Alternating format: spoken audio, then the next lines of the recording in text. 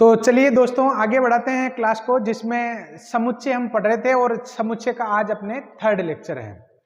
First lecture में हमने सारे फंडामेंटल डिस्कस किए थे। बार बार मैं आप लोगों को ये कहता हूं कि फर्स्ट लेक्चर आप लोग देख लीजिए सेट्स का शुरू करने से पहले।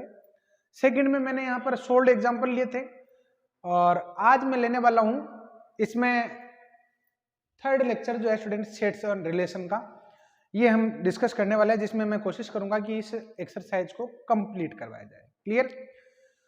अब यहाँ पर स्टूडेंट एक बात मैंने सोची कि कोई अगर मान लो कंफ्यूजन होता है तो आप लोग मुझे कमेंट बॉक्स में लिख सकते हैं, ताकि मैं हर वीडियो की एंडिंग में आपकी जो प्रॉब्लम्स है उनको भी सोल्व करने का प्रयास करूंगा। और कभी कभी क्या होता है कि मैं क्वेश्चन में टाइपिंग में मिस्टेक कर देता हूँ ना, तो वो गलत हो जाता है। आप लोग उसको देख लिया करो, मैनेज कर लिया करो। अगर इतने लार्ज स्केल में क्वेश्चन लेते थे एक आदमी तो गलती हो ही जाती है। तो स्टार्ट करता हूँ स्टूडेंट यहाँ पर फर्स्ट क्वेश्चन से। और क्या है देखो फर्स्ट क्वेश्चन, तो फर्स्ट जो क्वेश्चन है स्टूडेंट, इसमें ये कह रहा है कि एस एक रिलेशन है, एस एक समुच्चय दे रखा है और एस क्रॉस एस में एक संबंध आर जो है इस प्रकार परिभाषित है। नॉर्मली अपने पास रिलेशन इस प्रकार होता है, ए रिलेट टू बी, उसमें हम थोड़ा इजी रहते हैं। यहाँ पर युग्म रूप में, यानी ये भी एक एलिमेंट है, ये भी एक एलिमेंट है। इस बार ये कह रहा है कि ए बी का रिलेशन सी डी के साथ तभी होगा जब वो इस कंडीशन को सेटिस्फाई करें। क्लियर? तो स्टूडेंट यहाँ पर मुझे स्वतुल्य सममित संक्रामकता की जांच करनी है। एक तरीका तो ये होता है कि पूरा रिलेशन जो है उसमें युग्म रूप में अवयव लिखो, लेकिन उससे क्या है कि बहुत लंबा भी हो जाता है कई बार। तो आप लोग डेफिनेशन पर भी डिपेंड हो सकते हो। और डेफिनेशन पर कैसे देखो, डेफिनेशन के आधार पर ही हम कर लेंगे। आपको स्वतुल्य की जांच करनी है ना, तो सबसे इजी अप्रोच क्या रहती है कि आप एक काम करो, ए बी आर के लेफ्ट में और राइट में एक जैसा एलिमेंट बना दो। भाई आपको जैसे ए रिलेट टू ए करते हैं ना, वैसे A B relate to A B check कर लेते हैं। अगर इस इक्वेशन को सेटिस्फाई करता होगा तो फिर स्वतुल्य होगा। तो देखते हैं ये क्या है, ए डी, यानी फर्स्ट का मल्टीप्लिकेशन फोर्थ के साथ। तो फर्स्ट का मल्टीप्लिकेशन फोर्थ के साथ लोगे तो ए बी, और आगे क्या आ जाएगा देखो, C B, C multiply by B. तो ये सी की पोजीशन है और ये बी की पोजीशन है, तो ए बी बराबर क्या आ गया, ए बी आ गया, जो सत्य है और स्वतुल्य हो गया ये। यानी अगर ये सत्य है तो स्टूडेंट यहाँ पर फिर इसको हम स्वतुल्य कहेंगे ना। तो ए ऑप्शन सही है कि बी सी डी?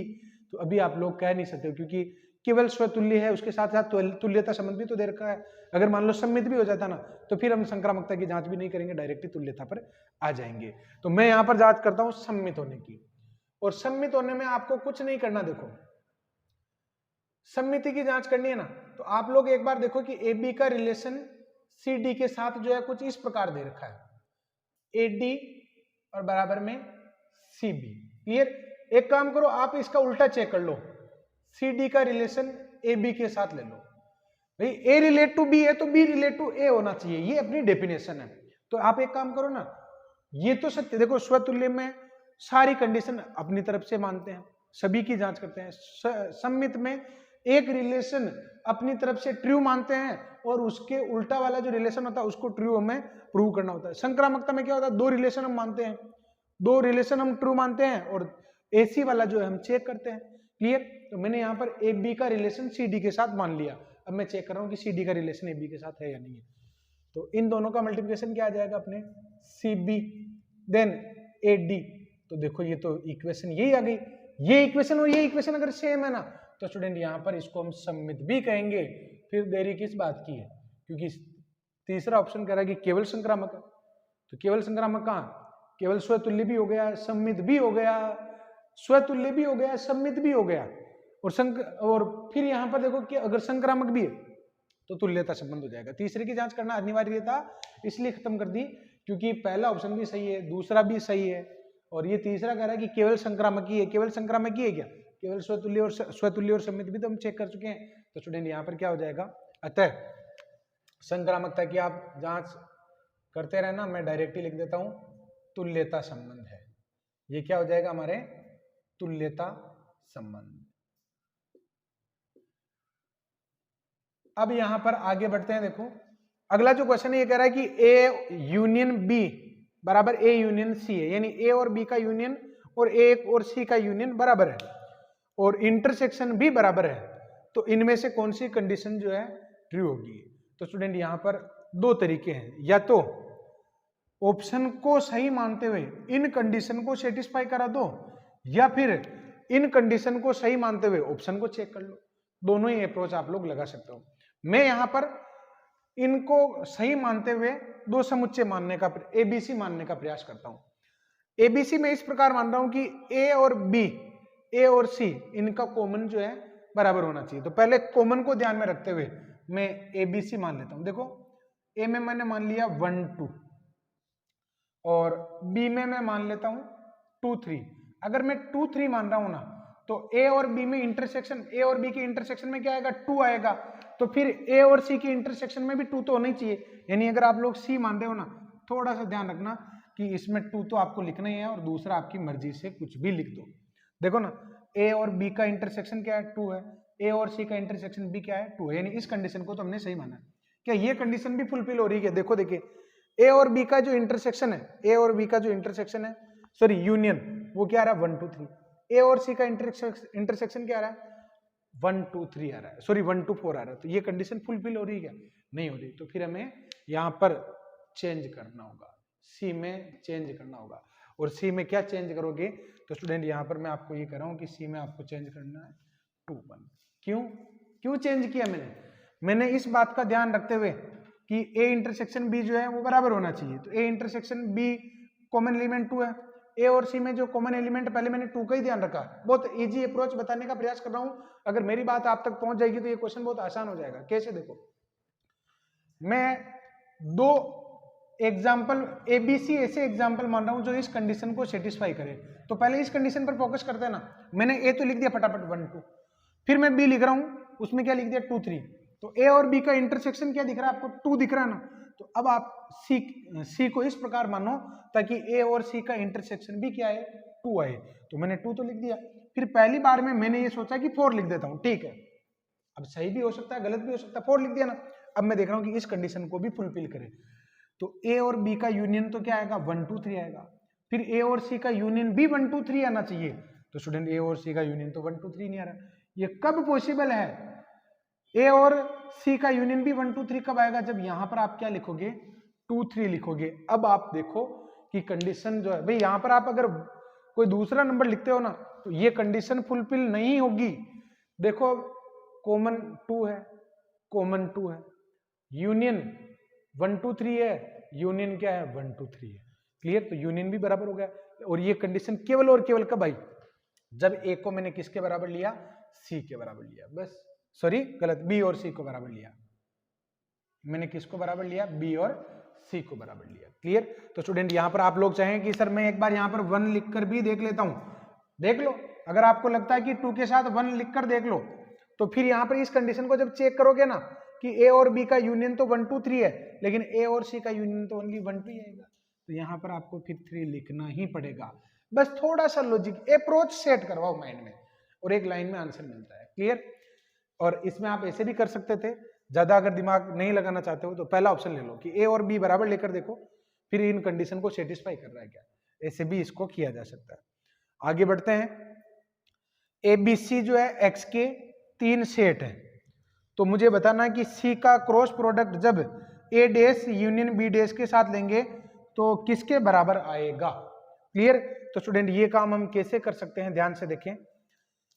मुझे बताना है कि ए बी सी एक्स के 3 सेट है, तो ये रिजल्ट जो है किसके बराबर आने वाला। तो देखते हैं, देखो क्या आएगा। क्योंकि यहां पर अगर सीधा सीधा गुणा करवाता हूं ना तो सी क्रॉस ए डैश और union C cross B dash आएगा, जो मुझे यहां पर किसी भी ऑप्शन में दिख नहीं रहा। देखो ना, सी क्रॉस ए डैश तो यहां पर है ही नहीं, तो डैश को हमें गायब करना है। तो कैसे गायब करेंगे? देखो, सबसे पहले ए बी सी एक्स के 3 सेट मान लो।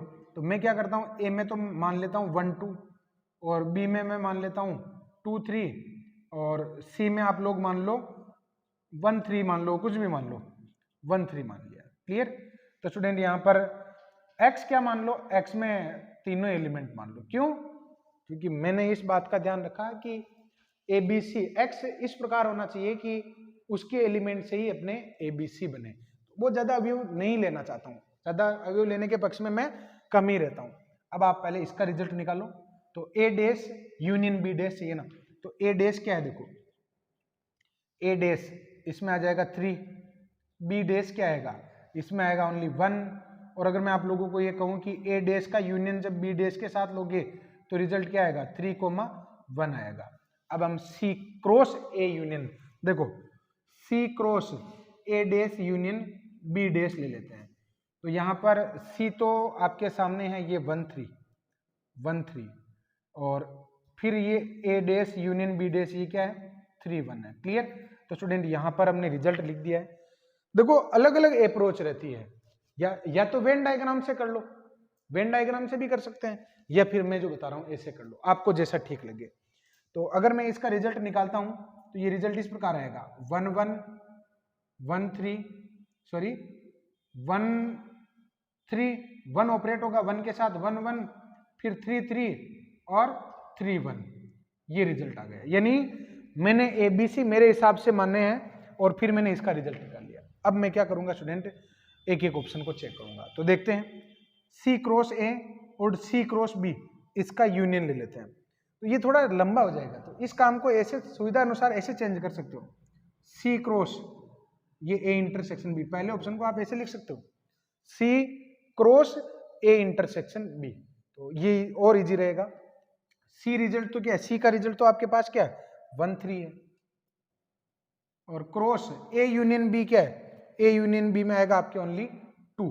तो बताओ ये इससे मैच हो जाएगा क्या, नहीं होगा, क्योंकि 2 तो आना ही नहीं चाहिए, तो पहला ऑप्शन तो गलत हो जाएगा।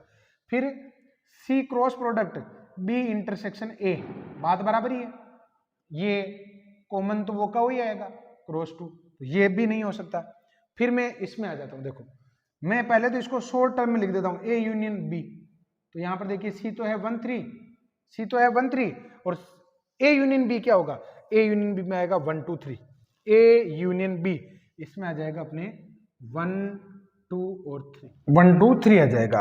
अब स्टूडेंट यहाँ पर मैं आप लोगों को देखो पहला और दूसरा तो ऐसे ही कैंसिल हो गया, और तीसरा इसलिए कैंसिल हो जाएगा क्योंकि 2 अवयव इसमें 3 अवयव इसमें, तो जब दोनों का कार्तीय गुणा कराओगे तो 6 अवयव आएंगे, और अपने पास तो 4 ही है। और दूसरी बात इसमें 2 भी है, और इसमें बुक में आंसर दे रखा है A वाला, जो बिल्कुल गलत है, आंसर ये होगा।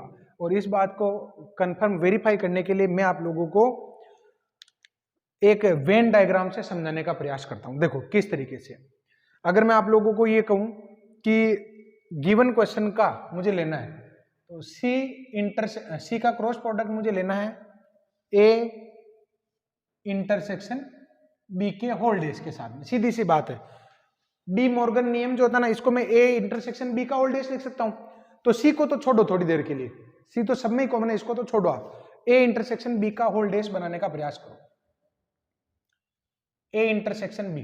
तो 2 एलिमेंट ये हैं, और A इंटरसेक्शन B का होल डेज, अगर मैं आप लोगों को ये कहूं कि A इंटरसेक्शन B का आपको होल डेज बनाना है, तो आप अगर होल डेज बनाओगे ना तो कुछ इस तरीके से बनेगा, ये A है और ये B है, तो A और B का इंटरसेक्शन ये होगा, तो इसका डेज क्या होगा, ये आउटर पार्ट होगा।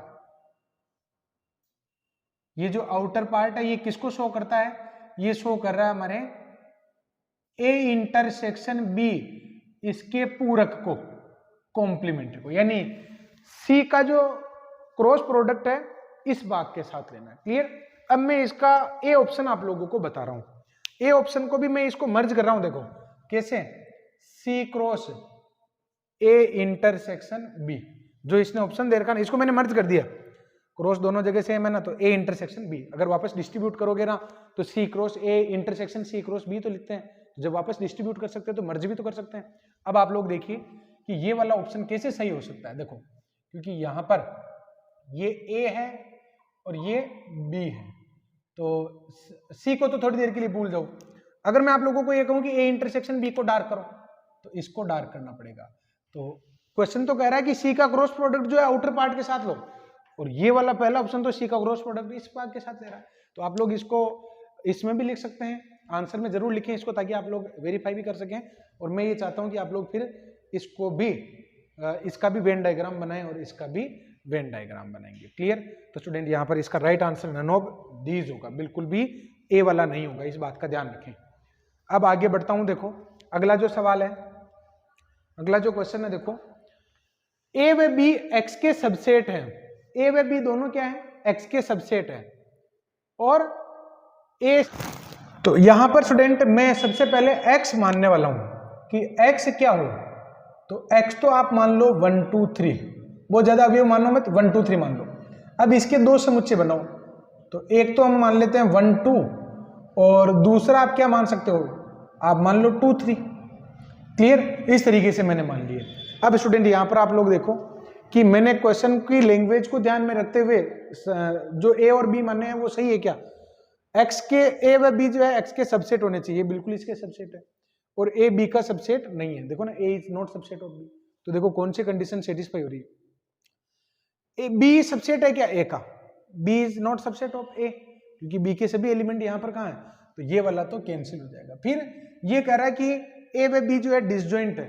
डिसजॉइंट का मतलब क्या होता है, अगर यहां पर ए इंटरसेक्शन बी में लेता हूं और अगर वो फाई आ जाता ना तो डिसजॉइंट है, यहां तो जॉइंट है क्योंकि ए इंटरसेक्शन बी में ये एलिमेंट जॉइंट 2 है। तो स्टूडेंट यहां पर ये वाला भी गलत हो गया, क्योंकि ये कह रहा है कि ये तो डिसजॉइंट है, यानी ये कह रहा है कि ए इंटरसेक्शन बी फाई आएगा, कहां आएगा फाई, यहां पर तो आ रहा है। फिर A is subset of A dash, तो स्टूडेंट यहां पर आप लोग देखिए कि which is not equals to phi, अतः ये जॉइंट है, तो बी अपने रॉन्ग हो गया। अब मैं बात करता हूं सी ऑप्शन की, और सी ऑप्शन में आप लोग देखिए ए डेस निकाल लो, तो ए डेस क्या आ जाएगा, 3 आ जाएगा। क्या आपको लगता है ए जो है इसका सबसेट है, मुझे तो नहीं लगता, तो स्टूडेंट यहां पर ये भी गलत हो जाएगा। फिर ये देखो बी डेस, अगर आप बी डेस निकालोगे तो बी डेस में क्या आ जाएगा, 1 आ जाएगा, बी डेस में क्या आ जाएगा हमारे 1 आ जाएगा। अब आप देखिए ये कह रहा है कि ए और बी डेस जो है वो असंयुक्त नहीं है, यानी इसमें जॉइंट है, तो आप लोग ए का बी डेस के साथ इंटरसेक्शन निकालोगे तो उसमें क्या आएगा, 1 आएगा। डेफिनेटली ये डिसजॉइंट नहीं है, इनमें जॉइंट है, तो ये इसका राइट ऑप्शन हो जाएगा। क्लियर, तो इस तरीके से एग्जांपल मानने में थोड़ा कंफर्टेबल हम रहते हैं। यहाँ पर 5th जो क्वेश्चन मैं लेने वाला हूं, इसकी अप्रोच को आप समझें कि 800 कुल विद्यार्थी हैं, सी का मतलब क्रिकेट से है, एच का मतलब हॉकी से है और बी का मतलब बास्केट से। 800 विद्यार्थियों में से 224 क्रिकेट खेलते हैं, इतने हॉकी खेलते हैं, इतने बास्केट खेलते हैं, एच व बी खेलने वाले इतने हैं, क्रिकेट व बास्केट के इतने हैं, क्रिकेट व हॉकी के इतने हैं और तीनों के इतने हैं। तो कोई भी खेल नए खेलने वालों की जनसंख्या आपसे पूछी जा रही है। इसकी जो सबसे बेस्ट और इजी अप्रोच रहती है उससे मैं आप लोगों को इस क्वेश्चन को करवाने वाला हूं, आप लोग ध्यान से देखें। और इस टाइप का क्वेश्चन मैंने आप लोगों को पहले भी करवाया था, तो देखते हैं यहाँ पर क्या है वो अप्रोच। ये 3 गोले आप बना लो, क्योंकि 3 गेम की बात कर रहा ना, तो 3 गोले आप बना लो। ये तो हो गया अपने क्रिकेट का, ये हो जाएगा हमारे हॉकी का, और ये हो जाएगा हमारे बास्केट का। इसमें इस टाइप के क्वेश्चन में आप लोग एक काम किया करो कि जहां सबसे हाईएस्ट जो कॉमन पार्ट है ना, जो सबसे कॉमन पार्ट है वहां से लिया करो। तो 24 ऐसे विद्यार्थी जो तीनों गेम खेलते हैं, तो यहां पर सबसे पहले पूर्ति करनी चाहिए।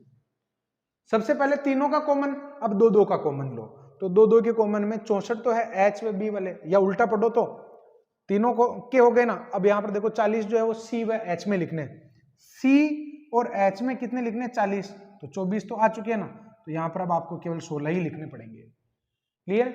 अब सी व बी में, यहां पर सी व बी में कितने हैं, 80, आप 24 तो लिख चुके हो, तो अब आपको कितने लिखने, केवल 56। देखो ये कितने हो गए, 80 हो गए। क्लियर। अब 64 जो है एच व बी में चाहिए, तो 64 चाहिए ना, तो एच व बी में 64 चाहिए, तो आप लोग देखो कि एच व बी के कॉमन में कितने चाहिए अपने को, 64, तो 24 तो आ चुके हैं। अब आपको केवल कितने लिखने पड़ेंगे, 40 लिखने पड़ेंगे। क्लियर। अब अपन चलते हैं सिंगल सिंगल में। तो अगर मैं सिंगल सिंगल की बात करूं तो यहां पर देखो सी में कितने हैं, तो 224 सी में चाहिए, कितने हो चुके हैं, 40 और 96 तो हो चुके हैं। अब आपको कितने चाहिए, 224 चाहिए ना, तो 96 अगर आप इसमें से घटाते हो तो ये आ जाएगा 124 और 4 128, ये आ जाएगा 128। फिर अगर मैं आपको ये कहूं कि अब एच में कितने हैं, तो एच में है 240, तो कितने आ चुके हैं, 40 और 40 80 आ चुके हैं, तो इसमें कितने रहेंगे, 160 रहेंगे। बी में कितने चाहिए, 336 चाहिए, कितने हो चुके हैं, तो 120 हो चुके हैं। 120 हो चुके हैं, तो इसमें से घटाओगे तो ये आ जाएगा 200 16। क्लियर।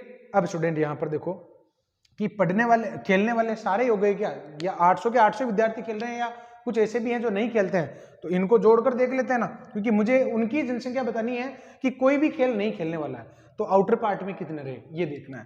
तो आप लोग अगर इनको जोड़ते हो ना, तो एक सर्किल इस सी का जो रिजल्ट है वो तो पता चली गया कि 224 है, तो कम से कम इसकी कैलकुलेशन तो नहीं करें, और जोड़ो तो भी देख लो।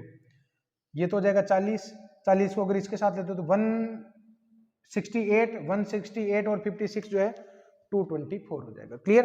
अब 224 में ऐड करवा दो ये 200, तो 224 और 200 424 में अगर 216 जोड़ते हो, 424 में अगर आप 216 जोड़ते हो तो यहां पर आपके जो रिजल्ट है वो क्या आ जाएगा, 0, 3 और 6 आ जाएगा, सॉरी 0, 0, 4 और 6 आ जाएगा। यानी 640 ऐसे विद्यार्थी हैं जो खेलते हैं। तो बताओ इन गोले गोले में अगर मान लो 640 हैं तो बाहर कितने रहे, तो बाहर तो 160 ही रहे। क्लियर। तो स्टूडेंट यहाँ पर बाहर वाला जो आंसर है वो कितना आ जाएगा, 168। यानी ये विद्यार्थी ऐसे हैं जो किसी भी प्रकार का कोई भी गेम नहीं खेलते हैं। तो फिर आपके आंसर आ जाएगा ये वाला। आ गई बात समझ में। अगर आपको इसमें ये भी पूछना कि केवल सी क्रिकेट खेलने वाले कितने हैं, तो 128 है। केवल हॉकी खेलने वाले ये है। क्लियर। तो इस तरीके से अलग अलग तरीके से आंसर दिया जा सकता है। अब बढ़ता हूं मैं आगे। फिर से ये क्वेश्चन आ गया है और मैं आप लोगों को यही कहना चाहूंगा कि अब आप लोग जो है ना डेफिनेशन से भी क्वेश्चन को करना सीखिए। सबसे पहले स्वतुल्य, सम्मित, प्रतिसम्मित, संक्रामक, ये शर्तें दे रखी है, तो मैं स्वतुल्यता की जांच कर लेता हूं ना। वास्तविक संख्याओं में एक रिलेशन ऐसे परिभाषित है, तो आर का इनमें से कौन सा आंसर होगा। तो सबसे पहले मैं स्वतुल्यता की जांच कर रहा हूं, और स्वतुल्यता की जांच आपको कैसे करनी है, आप लेफ्ट और राइट वाला जो नोटेशन है वो सेम कर दो और डेफिनेशन पर अप्लाई करो। अगर आप संतुष्ट हो तब तो सत्य है। तो अगर मैं अप्लाई करता हूं तो यह आएगा mode of A minus mode of A less than equal 0। तो यहां पर क्या आ जाएगा, 0 लेस देन इक्वल 1, तो 0 तो छोटा ही होता है, तो इसका मतलब ये सत्य है। और अगर ये सत्य है तो स्वतुल्य तो हो गया। अभी रुकते हैं, प्रतिसम्मित की बात कर रहे हैं, सम्मित और प्रतिसम्मित की। अब स्टूडेंट यहां पर सम्मित की आप लोग, प्रतिसम्मित की अगर आप जांच करना चाहते हो तो प्रतिसम्मित में क्या होता है कि अगर ए बी उसमें है ना तो बी ए नहीं होना चाहिए। तो देखते हैं प्रतिसम्मित को ही चेक करते हैं। प्रतिसम्मित, प्रतिसम्मित, सम्मित और प्रतिसम्मित की जांच करने के लिए आपको ए रिलेट टू बी तो सही मानना पड़ता है, और बी रिलेट टू ए के लिए आपको अपने व्यूज चेक करने होते हैं। तो यहां पर मैं लेट कर लेता हूं कि माना ये कंडीशन तो सही है, यानी ए का रिलेशन बी के साथ तो हम मान रहे हैं, यानी इसका मतलब हमने माना है कि mod of A minus B तो 1 से छोटा है। अब आप चेक करो कि बी का रिलेशन ए के साथ मान्य है या नहीं है। अगर आपको लगता है कि मान्य है तब तो सम्मित है, और आपको अगर आपको लगता है कि ये बी रिलेट टू ए नहीं होगा तो फिर प्रतिसम्मित कह देना। तो सम्मित और प्रतिसम्मित के लिए हमें एक रिलेशन सही मानना पड़ता है, यानी मैं मान के चलता हूं कि ए का रिलेशन बी के साथ है। अब मैं चेक कर रहा हूं कि बी का रिलेशन ए के साथ है, होगा या नहीं होगा। तो b माइनस ए लेस देन इक्वल 1 होगा। अब एक बात बताओ, दो वास्तविक संख्याओं का अंतर लेने पर उनका जो मोड है 1 से छोटा है। क्लियर। तो बताओ अगर a माइनस बी का मोड 1 या 1 से छोटा है तो b माइनस ए का मोड जो है 1 या 1 से छोटा नहीं होगा क्या? बिल्कुल होगा। यानी स्टूडेंट यहां पर a रिलेट टू b भी r में है, यहां पर ए बी ये भी r में है और बी ए भी r में ही होगा। अगर आपको ए बी आर में दिख रहा है, जैसे कि आप लोग यूं समझो कि ए की वैल्यू तो ले लो आप 1 और बी की वैल्यू ले लो आप 0.9, ए की वैल्यू तो ले लो आप 1 और बी की वैल्यू ले लो आप 0.1, तो फिर ए माइनस बी कितना आएगा, 0.9 आएगा। तो 0.9 छोटा है ना, तो अगर बी माइनस ए करोगे ना तो माइनस का 0.9 आ जाएगा, तो मोड उसको फिर से प्लस का बना देगा। क्लियर। तो स्टूडेंट यहां पर बताओ ये सम्मित है या प्रतिसम्मित? तो ये सम्मित है, तो प्रतिसम्मित इसको नहीं कहेंगे, प्रतिसम्मित नहीं है, प्रतिसम्मित नहीं है। क्या है तो फिर सम्मित है, सम्मित है। क्लियर। संक्रामकता की भी आप जांच कर लो, क्योंकि आपके पास सममित है, ऐसा अगर ऑप्शन होता ना स्वतुल्य सममित, तो फिर तो मैं सीधा ही तुल्यता पर टिक लगा देता। लेकिन अभी मुझे यहाँ पर संक्रामकता की भी जांच करनी है, और इसके लिए आप लोगों को ज्यादा ही सोचना पड़ता है। संक्रामकता एक ऐसा एग्जाम्पल होता है जिसमें हम गलती कर बैठते हैं कहीं ना कहीं। तो स्टूडेंट यहाँ पर कैसे सोचते हैं, देखो हमें इसको रिजेक्ट करने के बारे में सोचना, अगेंस्ट में सोचना है। कई बार क्या होता है कि अपने दिमाग में एक एग्जाम्पल क्लिक होता है और वो इसको सेटिस्फाई कर जाता है, हम मानते हैं कि अच्छा इसके लिए सही तो हो रहा ना, तो फिर संक्रामक होगा। मैं आप लोगों को ये कह रहा हूं कि अगर एक सिंगल एग्जाम्पल भी ऐसा है जिसमें इसको कैंसिल किया जा सकता है, तो वो एग्जाम्पल ही सफिशिएंट है इसको रिजेक्ट करने के लिए। तो देखते हैं क्या एग्जाम्पल पॉसिबल हो सकता है। तो थोड़ा सा हमें विचार करना पड़ेगा। तो मेरी अप्रोच और आपकी अप्रोच जो है वो कैसे मैच होगी, देखो मैं ए की वैल्यू ले लेता हूं 0.5, क्लियर, और बी की वैल्यू ले लेता हूं मैं माइनस का 0.5, ये ले लिया मैंने। क्या यहां पर a minus be less than equal 1 है? तो बिल्कुल यहां पर दिस माइनस दिस करोगे ना तो 1 हो जाएगा, तो 1 बराबर हो सकता है ना। अब मैं b की वैल्यू ले रहा हूं, b की वैल्यू माइनस का 0.5 तो लेनी है। c की वैल्यू मुझे कुछ इस प्रकार लेनी है कि इसका और इसका अंतर जो है वो क्या होना चाहिए, अपने 1 से छोटा होना चाहिए। तो यहाँ पर क्या पॉसिबल हो सकती है? तो स्टूडेंट यहाँ पर कोई भी संख्या सोचो ऐसी जो इसमें पॉसिबल हो सकती है। माइनस का अगर मैं 1 लेता हूं, मैं क्या लेता हूं, c बराबर माइनस का 1। तो c बराबर अगर मैं माइनस का 1 लेता हूं तो b माइनस सी करोगे ना, तो बिल्कुल b माइनस सी जो है लेस देन इक्वल 1 आ रहा है, क्लियर। अब स्टूडेंट यहाँ पर आप लोग चेक करो a माइनस सी के बारे में आपका क्या व्यू है। a बराबर this and b equal to this, जब इसको आप चेक करोगे तो 0.5 माइनस माइनस प्लस हो जाएगा, और मुझे नहीं लगता कि ये जो नंबर है इससे छोटा है, क्लियर। तो स्टूडेंट बस ये एग्जांपल ही तो हमें सोचना होता है, ऐसे ही तो एग्जांपल में सोचना होता है। आप लोग एक दो बार गलती करिए, एग्जांपल तो तभी निकलता है जब आप लोग एक दो बार माइंड पर प्रेशर डालेंगे ना तो निकलता है, क्लियर। तो ऐसे सूटेबल एग्जांपल लेकर अगर आप इसको संक्रामक कह देते हो तो फिर गलत है। तो स्टूडेंट यहाँ पर ये एग्जाम्पल आप लोगों को यहाँ पर लिखना है, और फिर यहाँ पर लिखोगे संक्रामक नहीं है, संक्रामक नहीं है। तो देखो स्वतुल्य है और सम्मित है, लेकिन ऐसा एग्जाम्पल है नहीं, और संक्रामक ये नहीं है, तो फिर ऑप्शन जो है केवल स्वतुल्य पर ही जा रहा है, क्लियर। आगे बढ़ता हूं, देखो ये वाला है कि a माइनस बी और b माइनस ए किसके बराबर है। तो अगर मैं इसका वेन डायग्राम बनाऊं तो वेन डायग्राम कैसा बनेगा, देखो आप एक काम करिए, केवल इसका वेन डायग्राम बना लीजिए, पता चल जाएगा बी, और फिर ऑप्शन का भी हम चेक कर लेंगे।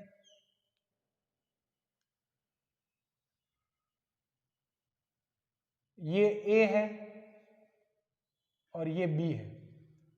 a माइनस बी का मतलब होता है केवल a वाला भाग, ये अगर मैं इसको a कह रहा हूं तो, और अगर मैं b इसको कह रहा हूं ना तो b माइनस a का मतलब होता है ये वाला भाग, ये b माइनस a है। यानी क्वेश्चन तो ये है, क्वेश्चन जो दे रखा ना उसका वेन डायग्राम तो ये है। अब हमें ये चेक करना है कि इसका डायग्राम किससे मैच होगा। तो आप लोग ज्यादा दिमाग लगाओ मत, जो हो सकता है जहां इजीली हम सोच सकते हैं ना वहां पर पहले चलते हैं। जैसे ये a यूनियन b में पूरा दोनों डार्क होंगे और a इंटरसेक्शन b में कॉमन वाला डार्क होगा, लेकिन लेना यूनियन है तो फिर a यूनियन b पूरा आएगा। तो पूरा डार्क है क्या? नहीं है। अच्छा इसको देखो आप, a यूनियन b में क्या आएगा, दोनों ही डार्क होंगे, उसमें से किसको हटाना है, कॉमन वाले भाग को। बिल्कुल इसमें कॉमन वाले भाग को हटाते पहले ये तैयार हो रहा है। अरे भाई आप लोग ऐसे देखिए ना, a यूनियन b, ये a यूनियन b, ये तो हो गया अपने a यूनियन b जिसमें आपने दोनों को डार्क कर दिया, क्लियर। अब अगर मैं आप लोगों को ये कहूं कि इसमें से हमें क्या करना है, लेस करना है, किसको लेस करना है, किसको लेस करना है, इस वाले भाग को लेस करना है। तो बचेगा क्या, बचेगा ये आउटर पार्ट जो a और b में, तो ये अपने राइट आंसर हो जाएगा ऐसे ही। तो जहां पहले इजीली सोच सकते हैं ना तो पहले उन्हें ऑप्शन को अटेम्प्ट करना चाहिए, फिर यहां पर अगर नहीं बैठता तो इनका मैं ले लेता, क्लियर। और इसका एक तरीका और हो सकता है कि आप लोग जो है ना a और b दो समुच्चय मान लो, a में मान लो 1 2 3 और b में मान लो 3 4 5, एक तो कॉमन रखना कम से कम, a में तो मान लो 1 2 3 और b में 3 4 5 या 3 4 केवल, और फिर आप लोग करके देखिए फटाफट ही हो जाएगा। अगला जो सवाल है, अब जो यहाँ नेक्स्ट क्वेश्चन में लेने वाला हूं, इसकी अप्रोच क्या है देखो। ए माइनस बी, ए और बी दो समुच्चय दे रखे हैं और ए माइनस बी मुझे निकालना है कि ए माइनस बी का रिजल्ट किससे मैच होगा। स्टूडेंट यहाँ पर आप लोगों को ए और बी के अवयव निकालने की कोई आवश्यकता नहीं है। मैं कह रहा हूं कि आप ए माइनस बी का पहले वेन डायग्राम बनाओ। अगर आप ए माइनस बी का वेन डायग्राम बनाओगे तो आपके कुछ इस प्रकार आएगा। देखो ये तो है अपने ए और ये है अपने बी, ए और बी मैंने मान लिया। अगर मैं आपको ये कहूं कि ए माइनस बी को डार्क करो तो ये केवल ए वाला भाग, यानी ए में से उस भाग को हटा दो जो बी के साथ, जो बी के साथ है या बी में है, तो ए में से वो भाग हट जाएगा, बाहर निकल जाएगा, तो केवल ए माइनस बी का रिजल्ट तो ये। अब आपको ये देखना है कि कौन सा ऑप्शन जो है मैच होने वाला है। तो यहाँ पर जो रॉन्ग कंडीशन है उसको तो मैं यहाँ पर क्यों बनाऊंगा, जो राइट कंडीशन है उसी को बनाएंगे। लेकिन फटाफट देख लो कि ए डैश और बी, तो सबसे पहले ये तो बी को डार्क कर दो, ये बी है, ये तो बी वाला भाग। अब मैं आपको कह रहा हूं कि ए डैश भी आप बनाओ। तो यहां पर अगर आप ए डैश बनाना चाहते हो तो किस तरीके से बनाओगे, देखो ये ए है ना, तो ए का डैश क्या हो जाएगा, ये वाला जो भाग है ना, ये ए का डैश हो जाएगा। बस ए के अंदर नहीं जाना चाहिए, वो क्या हो जाएगा, अपने ए का डैश हो जाएगा। तो आप बताओ कि क्या ए डैश और बी, इस बी का यानी जो रेड वाला है और जो ब्लू वाला है, इसका जो कॉमन भाग है ना वो ये आ जाएगा क्या, बिल्कुल नहीं आएगा, क्योंकि कॉमन भाग में तो केवल बी आएगा। तो ये तो बी माइनस ए का हुआ फिर। तो स्टूडेंट यहां पर, अब यहां पर देखो ना, मैं इसको चेक कर लेता हूं, ए का इंटरसेक्शन ले लेता हूं मैं बी डैश के साथ। तो कैसे लेंगे, देखो पहला ऑप्शन जो है वो कैंसिल हो गया अपने, और अब मैं बढ़ता हूं दूसरे ऑप्शन पर। और दूसरा ऑप्शन क्या है,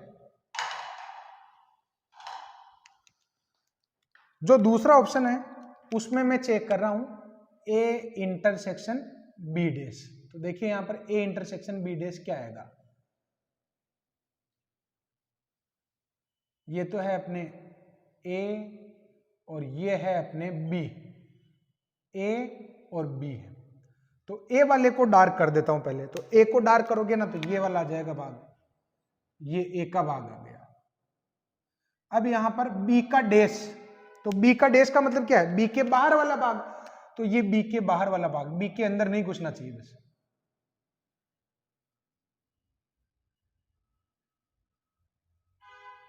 ये बी के बाहर वाला भाग है, बी डैश जिसको हम कह सकते हैं। क्लियर। तो अब आप बताइए कि रेड वाली लाइन और ग्रीन वाली जो लाइन है ना, उसका कॉमन वाला भाग जो है ये वाला होगा कि नहीं होगा, डेफिनेटली यही होगा। तो स्टूडेंट इसीलिए तो मैंने केवल इसी को बनाया है, ये इसका राइट आंसर है। वेन डायग्राम से इसका आंसर दिया जा सकता है, आपको कोई जरूरत नहीं है अवयवों को लिखने की। इमेजिनेशन पावर जो है ना वो काम करता है प्योर मैथमेटिक्स में। जितना अच्छा आप सोचते हो उतना ही अच्छा और बेहतर और फटाफट रिजल्ट आपको मिलने वाला है। ए में अवयवों की संख्या 10 है, बी में अवयवों की संख्या 5 है। क्लियर। और ए इंटरसेक्शन बी में अवयवों की संख्या कितनी है, 4 है। तो ये कह रहा है कि ए क्रॉस बी और बी क्रॉस ए, इसमें कॉमन एलिमेंट की संख्या कितनी होगी। अब यहां पर इस क्वेश्चन को कैसे करना चाहिए, तो मैं आपको इस तरीके से एक एग्जांपल दे रहा हूं स्टूडेंट। हालांकि वो तो बहुत बड़ा हो जाएगा, लेकिन वो सबसे बढ़िया अप्रोच रहेगी, फील कर पाओगे। 1 2 3 5 6 7 8 9 10 तक के नंबर तो ए में लिख दो। फिर बी में आप एलिमेंट तो लिख रहे हो, लेकिन इस बात का ध्यान रखना कि ए और बी में 4 तो कॉमन है ही। क्लियर। 4 एलिमेंट फिक्स, 4 कॉमन है। तो 1 2 3 4 1 2 3 4 तो आप लिख ही दो, और बाकी 6 लिखने हैं ना, एक काम करो 11 और 12 लिख दो, या फिर ए बी लिख दो। देखो यहां पर ए में 10 अवयव हो गए, बी में 6 अवयव हो गए, और कॉमन कितने हो गए अपने, 4 हो गए। अब यहां पर अगर मान लो ए क्रॉस बी और बी क्रॉस ए का अगर आपको क्या लेना हो, इंटरसेक्शन लेना हो, तो देखो कितने आएंगे। मैं यहां पर ए क्रॉस बी लेने का प्रयास करता हूं, तो ए क्रॉस बी में कितने अवयव आएंगे, 10 × 6 60 अवयव आएंगे। लेकिन इनिशियल तो लिखो कुछ तो, 1 1 आएगा, 1 का 1 के साथ, 1 2 1 3 1 4, ठीक है। फिर यहां पर क्या आएगा, 2 1 2 2 2 3 डैश डैश डैश, ऐसे कितने एलिमेंट हो जाएंगे? 60 हो जाएंगे। अब यहां पर आप बी क्रॉस ए निकाल कर देखो, बी क्रॉस ए क्या आएगा स्टूडेंट? बी क्रॉस ए जब लोगे ना तो यहां पर देखो 1 का इसके साथ 1 1 1 2 1 3 1 4, फिर 2 1 1 4, आगे भी 1 5 1 6 जाएंगे, फिर डैश डैश डैश 2 1 2 2। तो यहां पर अब आप लोगों को ये देखना है कि दोनों के बीच में कॉमन एलिमेंट क्या आएंगे। तो देखो यहां पर जब ए क्रॉस बी लूंगा ना तो 1 का इन चारों के साथ ऑपरेशन होगा, 2 को भी इनके चारों के साथ ऑपरेट कराओगे, 3 को भी इन 1 2 3 4 कॉमन एलिमेंट के साथ, बाकी के साथ भी करवा ही रहे हैं लेकिन कॉमन एलिमेंट के साथ ऑपरेट कराएंगे, इसको भी ऑपरेट कराएंगे। तो स्टूडेंट यहाँ पर जब इन चारों को इनके साथ ऑपरेट कराओगे और इन चारों को इनके साथ ऑपरेट कराओगे तो वो रिजल्ट तो बराबर होंगे ही होंगे ना। तो ऐसे कितने रिजल्ट बराबर होंगे? तो देखो 1 इन चारों के साथ, 2 3 एंड 4, तो टोटल कितने एलिमेंट कॉमन होंगे? 16 एलिमेंट जो है वो कॉमन होंगे। तो स्टूडेंट यहाँ पर आंसर कितना हो जाएगा? देखो ए इंटरसेक्शन बी में अगर 4 एलिमेंट कॉमन है ना तो ए क्रॉस बी और बी क्रॉस ए के इंटरसेक्शन में 16 एलिमेंट कॉमन है। अगर मैं आप लोगों को यहाँ कहूँ कि 2 एलिमेंट कॉमन है तो फिर इसमें 2 × 2 4 एलिमेंट आएंगे। क्लियर? तो स्टूडेंट यहाँ पर हम क्या लिखेंगे? देखो number of element in A cross B intersection B cross A, ये रिजल्ट आएगा अपने 4 × 4 विच इज 16। तो ये इसका राइट आंसर है। अब स्टूडेंट यहाँ पर मैं चाहता हूँ कि ये वाला जो क्वेश्चन है ना ये आप लोग करें, 14 वाला क्वेश्चन, बिल्कुल यही वाला लॉजिक आप लोग लगाएं और आप इसमें क्रॉस चेक भी करवाने का प्रयास करें। 176 जो है विद्यार्थी, इसमें से 100 मैथ्स के हैं, 70 फिजिक्स पढ़ते हैं और 46 जो है केमिस्ट्री पढ़ते हैं। क्लियर? तो 30 विद्यार्थी है जो मैथ्स और फिजिक्स पढ़ते हैं, 80 जो है मैथ्स और केमिस्ट्री पढ़ते हैं, 23 जो है फिजिक्स और केमिस्ट्री पढ़ते हैं, 18 जो है पीसीएम तीनों पढ़ते हैं। तो गणित के छात्र कितने हैं? अब ये गणित के छात्र वास्तव में लैंग्वेज में ही लिखा हो, लेकिन ये पूछना चाह रहा है कि केवल गणित के छात्र कितने हैं। अगर मान लो गणित के छात्र तो फिर 100 ऑप्शन होता ना, केवल गणित के छात्र पूछ रहा है। तो आप लोगों को ऐसे डायग्राम बना के इसका आंसर देना है। अब मैं यहाँ पर इसका 15 क्वेश्चन ले लेता हूं।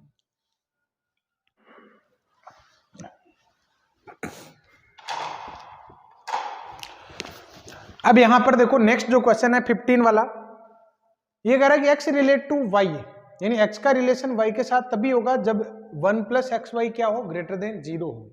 x और y कहां से लेने हैं? रियल में से लेने हैं। तो संबंध जो है किस प्रकार का है?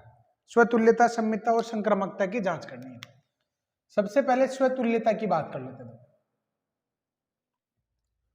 तो स्वतुल्यता की अगर आपको जांच करनी है तो आपको चेक करना होगा x रिलेट टू x। फिर अगर जब इसको डेफिनेशन पर अप्लाई करोगे और अगर आपको लगता है कि ये सत्य है 1 + x² greater than 0, x × x, तो 1 + x² ग्रेटर देन 0 होगा। देखो x क्या है? रियल नंबर है, जिसका स्क्वायर हो गया तो स्क्वायर हमेशा पॉजिटिव होगा और 1 + पॉजिटिव नंबर ग्रेटर देन 0 आएगा, इसका मतलब सत्य है। तो सत्य है इसका मतलब स्वतुल्य तो हो गया। अब यहां पर देखो ये वाला ऑप्शन तो कैंसिल हुआ, ये कह रहा है कि स्वतुल्य नहीं होगा, स्वतुल्य तो है यहाँ पर। अब मैं जांच कर लेता हूं सम्मित होने की। सम्मित और सम्मिति की अगर आपको जांच करनी है तो आपको एक रिलेशन तो सही मानना पड़ेगा, यानी x रिलेट टू y तो हमें सही लेट करना। देखो ना 1 + xy इज ग्रेटर देन 0, ये तो हमने सही माना। क्लियर? अब हम चेक करेंगे now y relate to x, जब आप चेक करोगे तो 1 + yx आएगा, ग्रेटर देन 0 आएगा। देखो ये तो हम मान के चलते हैं कि माना x का रिलेशन y के साथ तो है, यानी मुझे xy तो दिख रहा है, yx देखना है। तो हम ये मान रहे हैं अगर x रिलेट टू y मान रहे हैं, इसका मतलब 1 + xy ग्रेटर देन 0 है। तो फिर y रिलेट टू x को चेक किया तो 1 + yx ग्रेटर देन 0 होगा कि नहीं होगा? जब xy ग्रेटर देन 0 है तो 1 + yx भी ग्रेटर देन 0 होगा, यह भी क्या होगा? सत्य है। इसका मतलब स्वतुल्य है, सम्मित भी है। क्लियर? अब संक्रामकता की बात करते हैं और संक्रामकता में आपको ऐसे ही आंसर नहीं देना है। संक्रामकता, अब संक्रामकता की जांच कैसे करोगे? देखो यहाँ पर एक तो ये क्वेश्चन था, एक ये वाला क्वेश्चन मैं लेने वाला हूँ, इसमें हमें जांच करनी है। तो स्टूडेंट यहाँ पर x और y संख्याएं दो इस प्रकार की मानो जो इस कंडीशन को सेटिस्फाई करती हो।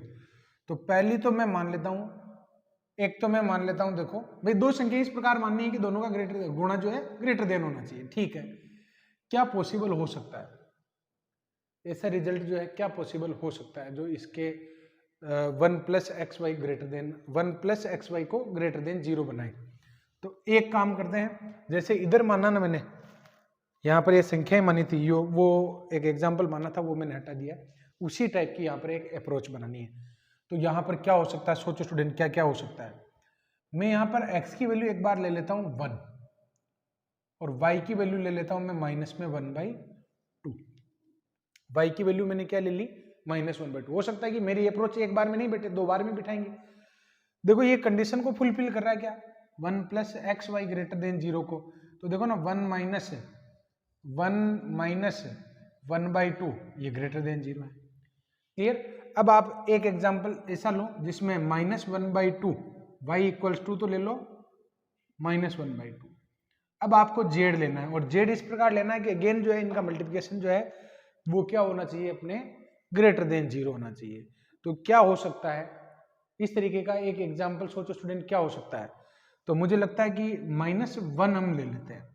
अगर मैं -1 लेता हूं ना, तो देखो ये क्या आएगा, 1 प्लस -1/2 इंटू -1/2, ये ग्रेटर देन आएगा।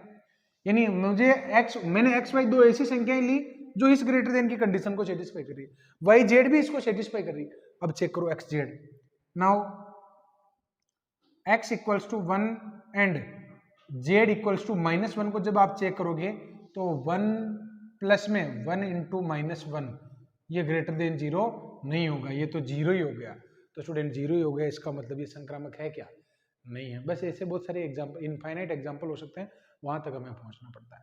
तो देखो यहाँ पर मैं क्या लूंगा, सिंस 1, -1/2 बिलोंग्स टू R है, या फिर यूं भी लिख सकते हो 1 रिलेट टू -1/2 है। क्यों, क्योंकि यहाँ पर 1 और -1/2 ग्रेटर देन 0 ये कंडीशन सही मान के चल रहे हैं, ये तो हमने माना। और ऐसे ही मैंने -1/2 और इसके साथ में दूसरी संख्या ली -1, ये भी इस कंडीशन को सेटिस्फाई कर रही है, 1 प्लस में 1/2 इस कंडीशन को ये भी सेटिस्फाई कर रहा है। देन यहाँ पर स्टूडेंट बट 1 और ये -1, बट 1 रिलेट टू -1 को जब हमने चेक किया तो 1 प्लस में 1 इंटू माइनस में 1, ये रिजल्ट क्या आ जाएगा, हमारे 0 आ जाएगा, विच इज नॉट ग्रेटर देन 0। 0 तो फिर 0 के बराबर ही होना चाहिए था। अगर यहाँ पर इक्वल का साइन होता ना तो मैं इसको एक्सेप्ट कर लेता, लेकिन इक्वल का साइन नहीं है, इसका मतलब संक्रामक नहीं है, संक्रामक नहीं है। ऐसे अगेंस्ट में सोचना पड़ता है। अगर आपको एक एग्जाम्पल ऐसा मिल जाता है जिसमें आप यस में आंसर दे रहे हैं और फटाफटी आप कह देते हो कि हाँ ये संक्रामक है, तो फिर गड़बड़ हो जाती है। क्लियर। तो देखो कौन सा ऑप्शन सही होगा, तुल्यता तो है नहीं। क्लियर। और फिर मैं बात करता हूँ, सम्मित तो है और संक्रामक नहीं है, ये वाला हो जाएगा। तो ये परफेक्ट अगर मैच हो गया तो फिर आपको प्रतिसम्मित की जांच करने की जरूरत नहीं है। और ये बात देख लेना, अगर ये सम्मित है, अगर ये सम्मित है तो फिर प्रतिसम्मित हो भी कैसे जाएगा, या तो सम्मित ही होगा या फिर प्रतिसम्मित ही होगा। तो ये ऑप्शन भी आपके डी वाला भी ऐसे ही गलत हो गया। अब देखो अगला सवाल मैं लेता हूं, 16 वाला जो क्वेश्चन है ना, ये कह रहा है कि कौन सा जो है तुल्यता संबंध नहीं है, दो रेखाओं के समांतर होने की, त्रिभुजों के सर्वांग सम होने की, त्रिभुजों की समरूपता और रेखाओं के लंबवत होने का प्रतिबंध। सबसे पहले मैं इसकी बात करता हूं, ए वाले की। इसमें L1 और L2 दो रेखाएं मैं लेता हूं और इनका संबंध किस प्रकार है, L1 रिलेट टू, L1 जो है वो L2 के समांतर होनी चाहिए। क्लियर। L1 किसके समांतर होनी चाहिए, L2 के समांतर, क्योंकि ये कारण रेखाओं की समांतरता, तो मैंने मैथमेटिकली लिख दिया। अब आपको ज्यादा लिखने की जरूरत नहीं, बस सोचो क्या स्वतुल्य होना चाहिए, L1 रिलेट टू L1। क्या L1 L1 के समानांतर होती, बिल्कुल संपाती होती, तो संपाती रेखाएं समांतर होती, स्वतुल्यता में ये पास हो गया। सम्मित में L1 का रिलेशन L2 के साथ है, तो क्या L2 का रिलेशन भी L1 के साथ होगा क्या, तो L1 और L2 समांतर है, तो बताओ L2 और L1 समांतर नहीं होगी, होगी, ये भी पास हो गया। फिर संक्रामकता में दो कंडीशन अपनी तरफ से, यानी मैं L1 और L2 इस R में लूंगा और L2 और L3 भी R में लूंगा, यानी L1 और L2 भी समांतर है और L2 और L3 भी समांतर है। बताओ अगर L1 L2 के समांतर है L2 L3 के समांतर है, तो L1 L3 के समांतर नहीं होगी क्या? बिल्कुल होगी। तो ये पूछ रहा है कौन सा नहीं है, तो ये तो है। तो बी ऑप्शन की अगर मैं बात करता हूं, त्रिभुजों की सर्वांग समता, तो एक त्रिभुज triangle T1 relate to T2, और ये इस प्रकार है कि T1 जो है ना बिल्कुल सर्वांग सम है T2 के। T1 सर्वांग समता, सभी अंग समान है, कोण भी समान है, भुजाएं भी समान है, लंबाई भी उतनी है, सब कुछ उतनी, हूबहू वैसा का वैसा ही। तो बताओ स्वतुल्य है क्या?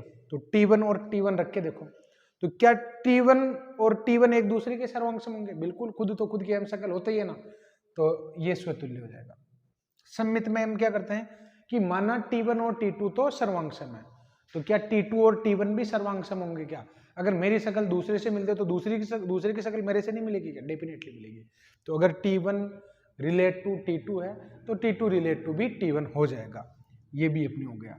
अब मैं बात करता हूं संक्रामकता की।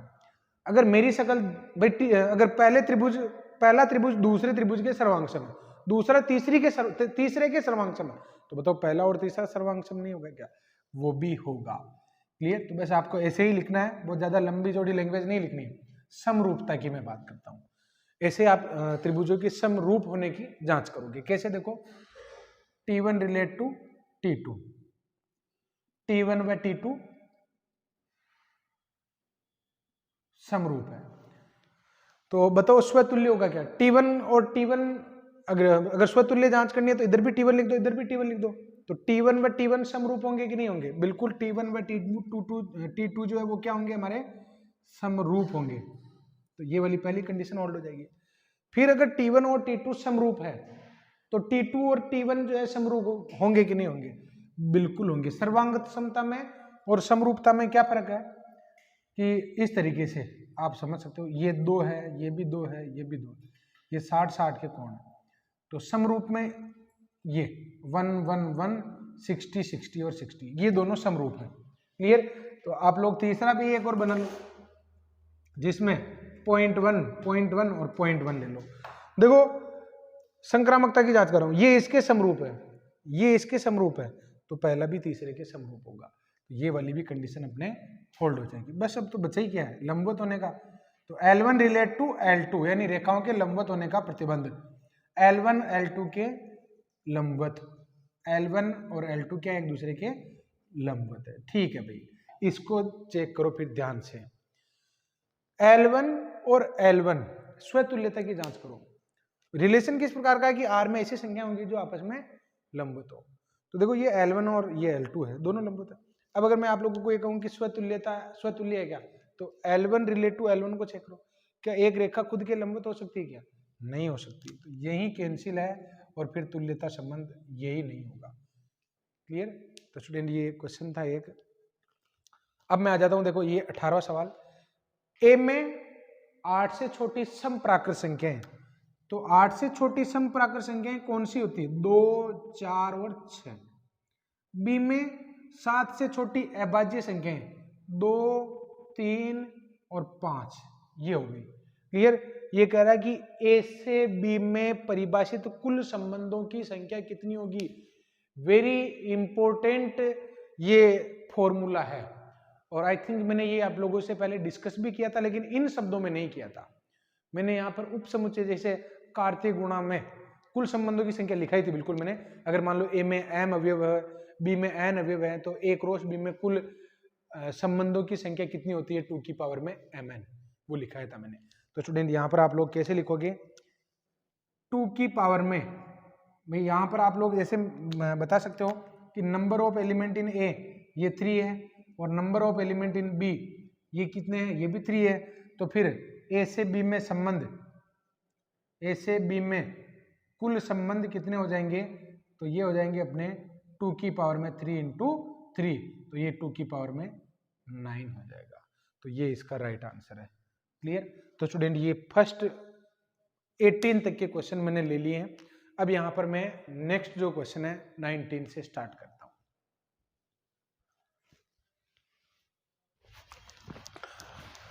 अब यहाँ पर आगे बढ़ते हैं स्टूडेंट, और जिसमें 19 वाले क्वेश्चन से मैं शुरू कर रहा हूँ। देखो, 19 से क्वेश्चन हम ले रहे हैं, और जिसमें y एक्स हेट दे रखा है हमें, और a और b दो समुच्चय दे रखे हैं, और मुझे क्या निकालना है?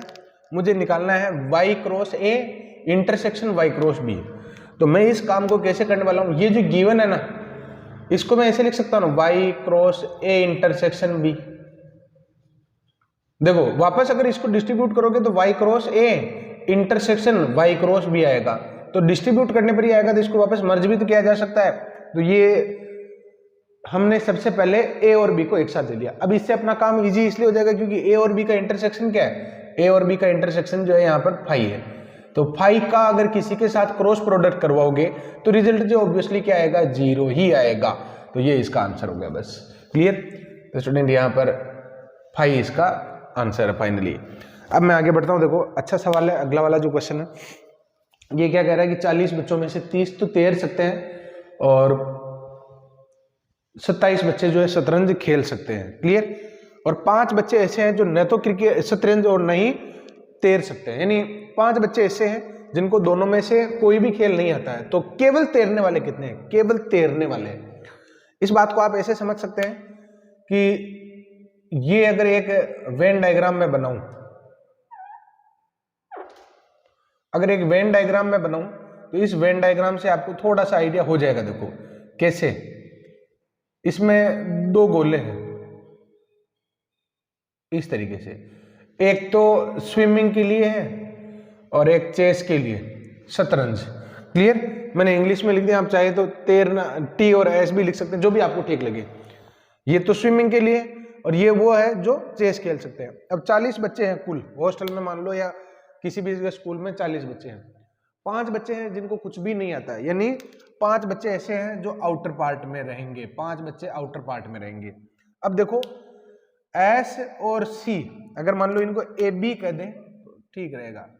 अगर मैं इसको ए बी कहता हूं तो ए और बी में अब कितने बच्चे रहेंगे जिनको तैरना आता है और जिनको शतरंज खेलना आता है, वो 35 रह गए। अब उसमें से कुछ तैर सकते हैं, कुछ शतरंज खेल सकते हैं, कुछ दोनों भी काम कर रहे होंगे, क्लियर। तो यहां पर आप लोग देखिए, तो यहां पर ए यूनियन बी का जो रिजल्ट है वो अब अपने कितने रह जाएगा, वो अपने रह जाएगा अपने 35, number of element in A union B. कैसे, देखो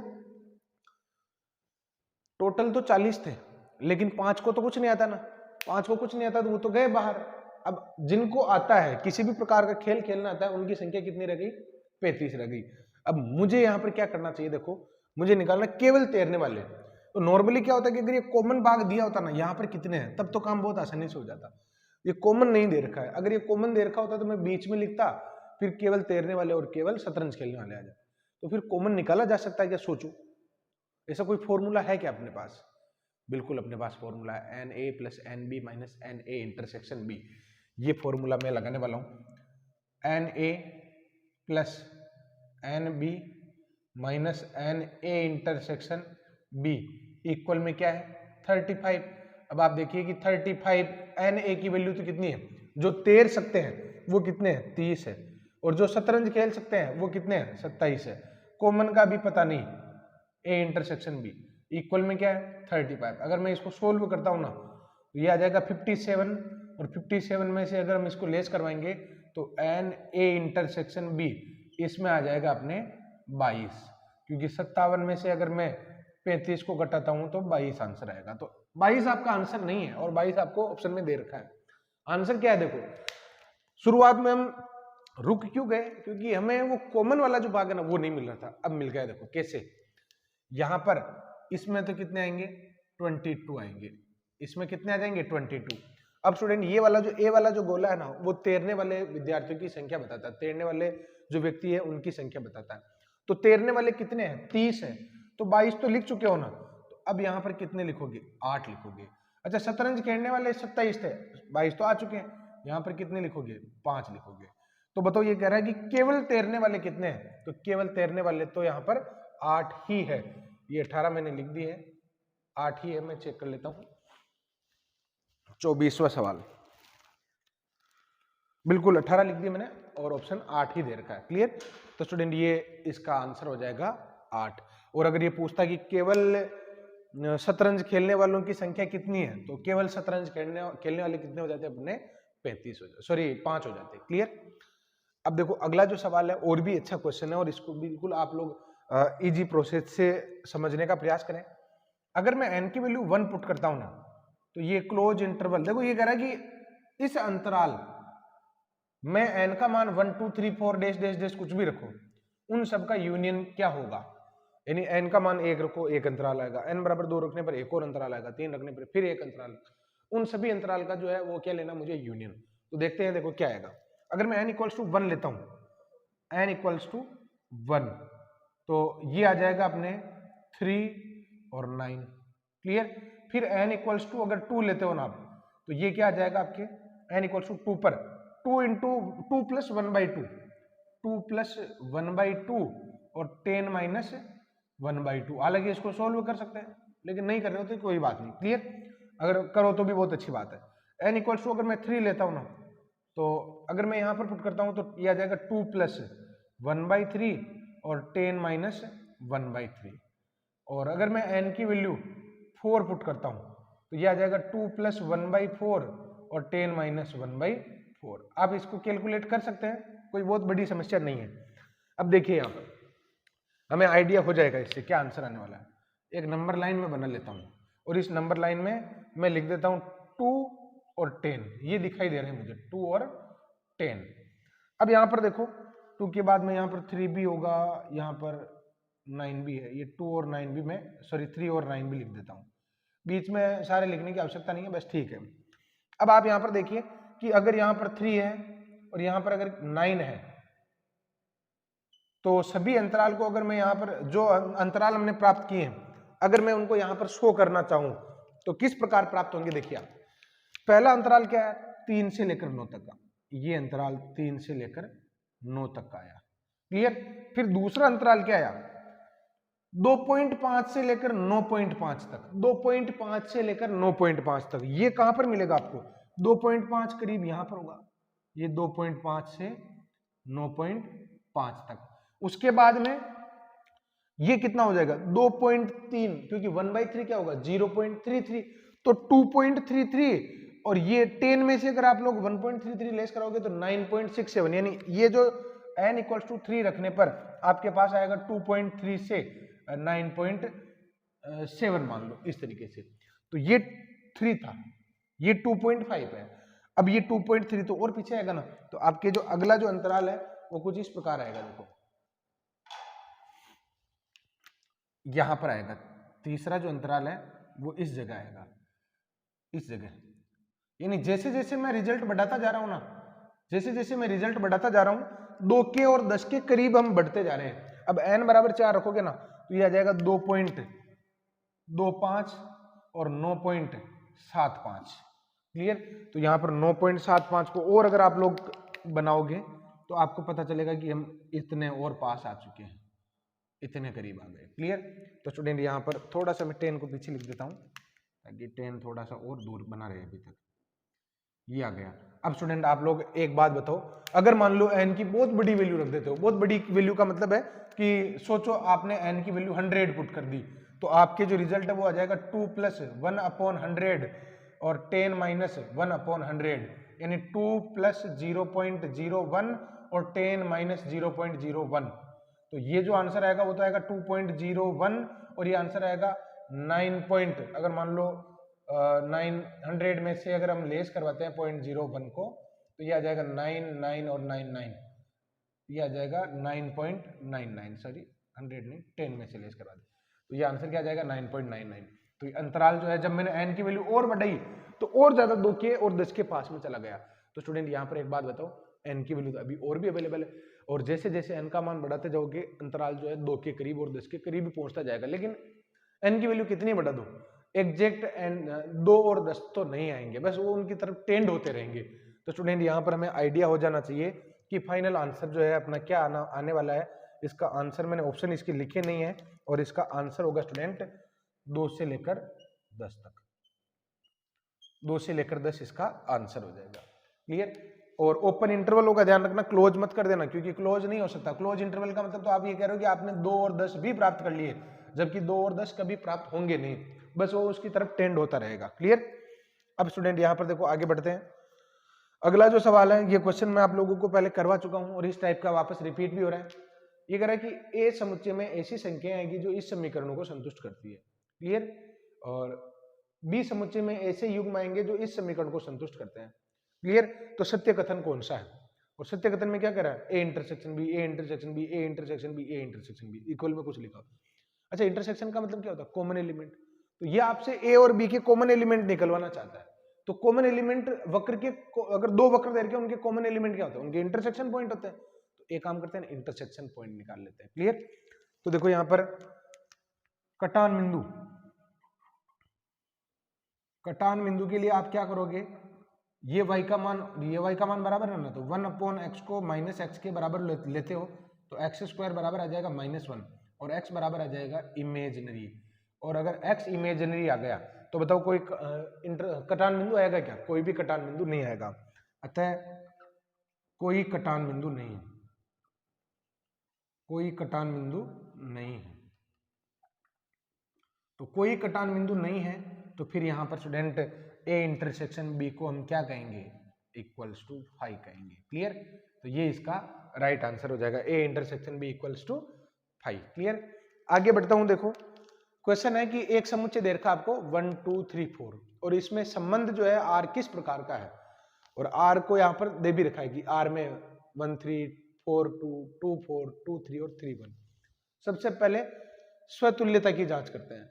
स्वतुल्यता का मीन ये होता है कि अगर M में 1 2 3 एलिमेंट है तो R में 1 1 भी होना चाहिए, 2 2 भी होना चाहिए, 3 3 भी होना चाहिए और 4 4 भी होना चाहिए। अगर ये सब है तो उसको स्वतुल्य कह देंगे। तो देखो न तो 1 1 है, नहीं 2 2 है, नहीं 3 3 है, नहीं 4 4 है, तो ये तो हो गया खत्म। क्लियर? अब मैं आ जाता हूं सम्मित पर। सम्मित में क्या होता है कि अगर 1 3 है ना तो फिर 3 1 भी होना चाहिए, है बिल्कुल। देखो क्लियर? 4 2 है ना तो 2 4 भी होना चाहिए, है। 2 3 है ना तो 3 2 भी होना चाहिए, तो 3 2 है क्या? नहीं है। तो बताओ सम्मित है क्या? नहीं है। तो फिर ये इसका राइट आंसर हो गया। बस यही आप लोग इसको स्टॉप कर सकते हो। अगर आपको संक्रामकता की जांच करनी है ना तो आप ये दोनों कॉम्बिनेशन ले लो, 2 3 और 3 1 है भाई, ए बी और बी सी है तो फिर ए सी ढूंढोगे, यानी 2 1, तो 2 1 आपको नहीं मिलेगा, यानी संक्रामक तो ये नहीं है। तो ये सम्मित नहीं है, क्योंकि ऑप्शन ये तो क्या कह रहा है? संक्रामक है। तो यहाँ पर सम्मित नहीं है, अपना आंसर हो जाएगा। क्यों? Since 2 3 belongs to R but 3 2 does not belongs to R। इसका मतलब R सम्मित नहीं है। अच्छा, सम्मित नहीं है तो क्या इसको मैं प्रतिसम्मित कह दूं क्या? कई बार क्या होता है कि आप लोग ये भी मानसिकता बना लेते हो, अच्छा सम्मित नहीं है इसका मतलब प्रतिसम्मित है। देखो ऐसा नहीं है। प्रतिसम्मित की शर्त ये है कि अगर आपको ए बी टाइप का युग्म दिख रहा ना तो फिर किसी भी हालत में किसी का भी बी टाइप का युग्म आपको नहीं दिखना चाहिए। तो आप देखो यहाँ पर अगर प्रतिसम्मित की जांच करनी होती ना तो फिर अगर आप जैसे 1 3 पर फोकस कर रहे हो तो फिर आपको ये देखना होगा कि 3 1 तो नहीं दिख जाए मुझे कहीं। अगर आपको 3 1 दिख जाता ना तो फिर इसको प्रतिसम्मित नहीं कह सकते। देखो इस संदर्भ में 1 3 भी है और 3 1 भी है, इसका मतलब ये प्रतिसम्मित भी नहीं है। क्लियर? अब यहाँ पर देखो मैं आगे बढ़ता हूँ। नेक्स्ट जो क्वेश्चन है, निम्न में से कौन सा कथन सत्य है? ये अच्छा सवाल है, कंफ्यूज करने के लिए एक छोटा सा एग्जांपल बहुत अच्छा है। देखो 5 में क्या होता है, अगर मैं आपको ये पूछता हूं कि बताओ इसमें कितने एलिमेंट हैं, तो आपका आंसर होगा कि सर इसमें कोई भी एलिमेंट नहीं है, यानी आप इसको ऐसे लिख दोगे तो ठीक रहेगा। अगर मैं आप लोगों को ये पूछता हूं बताओ इसमें कितने एलिमेंट हैं, तो आपका आंसर होना चाहिए कि सर एक एलिमेंट है, और कौन सा एलिमेंट है? वो 5 एलिमेंट है। क्लियर? अब यहां पर एक एलिमेंट को, जैसे अगर मान लो ये एलिमेंट है, तो एलिमेंट अगर मैं इसको ए कह देता हूं थोड़ी देर के लिए, तो अगर मैं आप लोगों को ये कहता हूं कि 5 बिलोंग्स टू ए है क्या, तो बिल्कुल आपका आंसर होना चाहिए कि हाँ है। और अगर मैं b बराबर 5 कह देता हूं और फिर मैं ये कह देता हूं कि बताओ b बिलोंग्स टू 5 है क्या, तो आप कहोगे कि नहीं है। क्यों? क्योंकि यहाँ पर 5 इसका एलिमेंट नहीं है। 5 देखो कर्ली ब्रैकेट के बाहर, अगर 5 के बाहर अगर कर्ली ब्रैकेट लगा हुआ ना, इसका मतलब ये 5 जो है एक एलिमेंट जैसा बिहेव करेगा। बस आपको कंफ्यूज करने के लिए 5 भी लिख दिया है ताकि आपकी जो वो रिक्त समुच्चय वाली जो मानसिकता है ना वो बनी रहे। तो यहाँ पर ये एलिमेंट का काम कर रहा है, और एलिमेंट को सेट में बताने के लिए बिलोंग आता है। क्लियर? यहाँ पर बी में क्या है? रिक्त है, तो रिक्त, ये रिक्त है ना, देखो ये बी है, तो 5 बिलोंग नहीं होगा बी में। क्लियर? तो देखते हैं देखो कौन सा क्वेश्चन सही होगा। 5 बिलोंग्स टू 5 कहना सही है क्या? बिल्कुल नहीं है, क्योंकि 5 तो भाई 5 क्या है? ये क्या है? रिक्त है, तो रिक्त समुच्चय में कोई होता ही नहीं है। क्लियर? अच्छा, 0 बिलोंग्स टू 5 कहना सही है क्या? बिल्कुल नहीं है, क्योंकि 0 तो एलिमेंट है, तो 0 5 में कैसे हो सकता है? तो ये भी कैंसिल हुआ। अब मैं आ जाता हूं इसमें, देखो मैं अगर आपको ये पूछता हूं कि बताओ इन दोनों को क्या कहोगे, तो कि सर ये भी समुच्चय है और ये भी समुच्चय। क्यों है? क्योंकि दोनों के बाहर कर्ली ब्रैकेट लगा हुआ है, तो कर्ली ब्रैकेट लगा हुआ तो समुच्चय हो गया। और एक समुच्चय को दूसरे समुच्चय में बताने के लिए तो सबसेट और सबसेट नोट का चिन्ह आता है, यहाँ पर तो बिलोंग का रहा है, इसका मतलब ये भी गलत हो गया। आप लोग रीजन रेफरेंस लिख सकते हैं कि इसको मैं क्यों कैंसिल कर रहा हूं, क्योंकि एक समुच्चय को दूसरे समुच्चय में बताने के लिए सबसेट और सबसेट नोट का चिन्ह आता है। तो यहाँ पर ये भी समुच्चय है, ये भी समुच्चय है, तो अगर होता ना तो फिर या तो ये होना चाहिए था, अगर मान लो ये वाला चिन्ह होता ना तब तो सी ऑप्शन सही हो जाता, लेकिन ये वाला नहीं है। अब बताओ यहाँ पर 5 बिलोंग्स टू 5 होगा कि नहीं होगा? ये समुच्चय है जिसमें एक अवयव दिख रहा है मुझे 5, और 5 बिलोंग्स टू क्या है? 5 है। क्लियर? तो स्टूडेंट यहाँ पर ये बी इसका राइट आंसर हो जाएगा। क्लियर? अब देखो आगे मैं बढ़ता हूँ। एबीसी अगर 3 समुच्चय है तो कौन सा कथन सही होगा? तो इसमें जो इजी अप्रोच रहती है ना, वो तो मेरे हिसाब से तो ये रहती है कि एग्जाम्पल आपको मान लेने चाहिए, और अगर थोड़ा सा अगर कॉमन सेंस यूज में लोगे ना तो भी ये बहुत आसानी से हो रहा है। कैसे? ए बिलोंग्स टू बी है, ए बिलोंग्स टू बी, यानी ए समुच्चय जो है बी में बिलोंग करता है। अब आप लोग ये कह रहे हो कि सर अभी तो कह रहे थे कि समुच्चय को दूसरे समुच्चय में बिलोंग नहीं करवा सकते। अरे भाई अगर मान लो, अगर आप ये मान लो कि ए में क्या है 1 2 एलिमेंट है, तो बताओ इसके पावर सेट में क्या होगा कि एक तो 5 होगा, एक 1 होगा, एक 2 होगा, और एक क्या होगा 1 2 होगा, यही तो कहोगे। अच्छा स्टूडेंट, यहाँ पर मैं इसको 5, इसको 1, इसको 2 और इसको मैं फिर से ए भी तो लिख सकता हूं, इसको मैं ए लिख सकता हूं ना।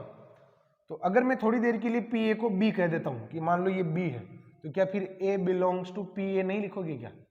ए belongs to P A. Clear? तो कुछ इस तरीके से है। तो आप लोग अगर मान लो गिवन ये तो कंडीशन है, यानी ये तो ट्रू है, आप तो इसकी जांच करो कि ये सत्य है क्या। तो ए बिलोंग्स टू बी है और बी इज सबसेट ऑफ सी है। देखो अब मैंने मान ही लिया ना, तो इसी को चलाते हैं। ये ए है और ये बी है। क्लियर? देखो ना, और ए बिलोंग्स टू बी है। अब आप एक सी मानो, सी कंसिडर करो, और सॉरी मैं वापस रिपीट कर रहा हूं, ए बिलोंग्स टू बी को ध्यान में रखते हुए मैंने 2 समुच्चय मान लिए। अब सी कैसे मानूंगा कि बी के सभी एलिमेंट जो है सी में होने चाहिए, तो सी में मान लेता हूं। देखो जिसमें ये वाले तो एलिमेंट होने चाहिए, नहीं 5 1 2 ए और 1 2 3 1 2 3 कुछ भी मान लो आपकी इच्छा अनुसार। क्लियर? तो देखो यहां पर ये ए है, ये बी है, ये सी है। ए बिलोंग्स टू बी है, देखो बिल्कुल ए बिलोंग्स टू बी है, और मैंने सी को इस प्रकार माना है कि बी के सभी एलिमेंट जो है सी में मौजूद है। तो क्या ए बिलोंग्स टू सी भी सत्य है क्या? बिल्कुल सत्य है। तो स्टूडेंट यही आंसर इसका फिट फॉर है एकदम। क्लियर? ये इसका राइट आंसर हो जाएगा, और आप लोग यहाँ पर एक एग्जांपल दे सकते हैं इस तरीके से। और भी छोटा करना चाहें तो एक सिंगल एलिमेंट ले लें और ठीक रहेगा। एक सिंगल एलिमेंट से और बढ़िया रहता है, उसके 2 आ जाएंगे 5 और 1, इसको ए लिख देना, तो इस तरीके का एग्जाम फिर से सेट हो जाएगा। अच्छा यहाँ पर 1 2 3 लिखना है जरूरी नहीं, अगर आप लोग चाहो कि सर मैं तो यहाँ पर कुछ और लिखना चाहता हूँ, जैसे 7 लिखना चाहता हूँ, लिख दो, कोई बात नहीं, वो तो बाकी अपनी मर्जी है। तो स्टूडेंट यहाँ पर फर्स्ट वाला जो क्वेश्चन है 34 वाला, उम्मीद है कि आप लोगों को समझ में आया होगा। बाकी अगर मान लो जैसे ये कहता हूँ ना, देखो ये अगर मैंने कहा कि ए बिलोंग्स टू बी, देखो मैंने ए बिलोंग्स टू बी को ध्यान में रखते हुए ए और बी कंसीडर कर रखे हैं। ये देखो ना, ये ए है और ये बी है, इसी को ध्यान में रखते हुए मैंने कि ए बी में बिलोंग करे, इस टाइप का मैंने 2 समुच्चय मान रखा है। अब बी सबसेट ऑफ सी का, ये भी मैंने मान ही रखा है। तो अब ये कह रहा है कि ए इज सबसेट ऑफ सी होगा क्या? आप लोग देखिए, ये ए सी का सबसेट होगा क्या? तो बिल्कुल नहीं होगा, क्योंकि यहां पर ए जो है ना सी के कर्ली ब्रैकेट के अंदर लिखा हुआ है, तो कर्ली ब्रैकेट के अंदर तो क्या होता है? अवयव होता है। तो यहाँ पर ये ए जो है ना ये बिलोंग करेगा, ये सबसेट नहीं होगा, सबसेट तो समुच्चय के लिए आता है। तो स्टूडेंट यहाँ पर ये वाली कंडीशन अपने रॉन्ग हो जाएगी। ऐसे ही आप लोग इसको भी ऐसे वेरीफाई कर सकते हैं, इनको भी आप वेरीफाई कर सकते हैं। क्लियर? अब स्टूडेंट यहाँ पर मैं आगे आ जाता हूँ। ए रिलेट टू बी, ए का रिलेशन बी के साथ कब है? जब a बराबर 2 की पावर k b हो। जहां के कोई भी पूर्णांक है तो फिर आर क्या होगा। और इस क्वेश्चन को बहुत आसानी से करने के लिए मैं आप लोगों को एक चॉइस दे रहा हूं, के कोई भी पूर्णांक है तो के कोई भी पूर्णांक है तो अपनी मर्जी से कोई पूर्णांक रख ही दो ना, फिर के की तो समस्या खत्म हो। तो यहां पर देखो A relate to B, late कर लेता हूं मैं यहां पर पहले, लेट के इक्वल्स टू 0। 0 लेने पर कोई गलत काम किया क्या मैंने? नहीं किया, क्योंकि मैंने के को पूर्णांक ही तो मानना है तो पूर्णांक मान लिया। अब अपने जो रिलेशन है ना थोड़ा इजी हो गया और वो हो गया ए बराबर बी, ए बराबर बी। बस अब तो काम बहुत आसान हो गया। देखो स्वतुल्य की जांच करनी है आपको, तो स्वतुल्य की जांच करने के लिए आप क्या करते हो, ए रिलेट टू ए लेते हो, ए रिलेट टू ए। तो ए रिलेट टू ए अगर लेते हो तो ये क्या आएगा, ए बराबर ए, जो सत्य है, इसका मतलब स्वतुल्य तो है। अब मैं सम्मित की जांच करता हूं। सम्मित में क्या करोगे, आप लोगों को एक काम करना कि ए का रिलेशन बी के साथ तो ट्रू मानना है। देखो इतना लंबा समय हो जाता है तो भूल जाते हैं, बहुत सारे स्टूडेंट का फोन आ जाता है मेरे पास कि सर हम थोड़ा हमारे बीएड किए हुए थोड़ा टाइम ज्यादा ही हो गया, हम भूल गए हैं। तो मैं आप लोगों को ये कह रहा हूँ कि मेरे शब्दों को ध्यान से सुनिए आप, उन्हीं में पूरा रहस्य छुपा हुआ है, क्योंकि आपके काम की बात कहीं ना कहीं तो मेरे मुंह से निकलती है। जो आपके दिमाग में जो कंफ्यूजन चल रहा होता है ना वो कहीं ना कहीं तो मेरे मुंह से निकलती है, और ऐसे ही तो अपने सारे कॉन्सेप्ट जो है वापस एकदम उनसे धूल हट जाती है स्टूडेंट यहाँ पर। और यही काम मुझे करना है कि आपके जो थोड़ी सी अगर मान लो वो गैप ज्यादा हो गया तो वो धूल जो है वो मुझे हटानी है, और वो हट जाएगी, आप टेंशन ना करें इस बात की। क्लियर? आगे बढ़ते देखो, ए रिलेट टू बी, सम्मित में क्या करते हैं, ए रिलेट टू बी तो अपनी तरफ से मान के चलते हैं और बी रिलेट टू ए को चेक करते हैं। तो ए रिलेट टू बी का मतलब हमने ये मानना है कि ए बराबर बी है, ये तो हमने लेट किया कि भाई ए बी तो हमें दिख रहा है, ए बी तो हमें दिख रहा है। क्यों दिख रहा है? क्योंकि ए बराबर बी है। आप तो बी का रिलेशन ए के साथ देखो, अगर आप B relate to A check करते हो ना तो देखो क्या लिखोगे, बी बराबर ए। अच्छा एक बात बताओ, ए बराबर बी को तो आपने ट्रू मान रखा है, ये तो मानना ही अपनी तरफ से। अगर ए बराबर बी है तो फिर बी बराबर ए नहीं होगा क्या? डेफिनेटली होगा। तो यहां पर ये क्या आ जाएगा, सत्य है, तो स्वतुल्य भी हो जाएगा, सॉरी सम्मित भी हो जाएगा। और संक्रामक में स्वतुल्य में तो एक भी कंडीशन अपनी तरफ से सही नहीं मानते हैं। क्लियर? और सम्मित में एक कंडीशन अपनी तरफ से सही मानते हैं। कौन सी वाली?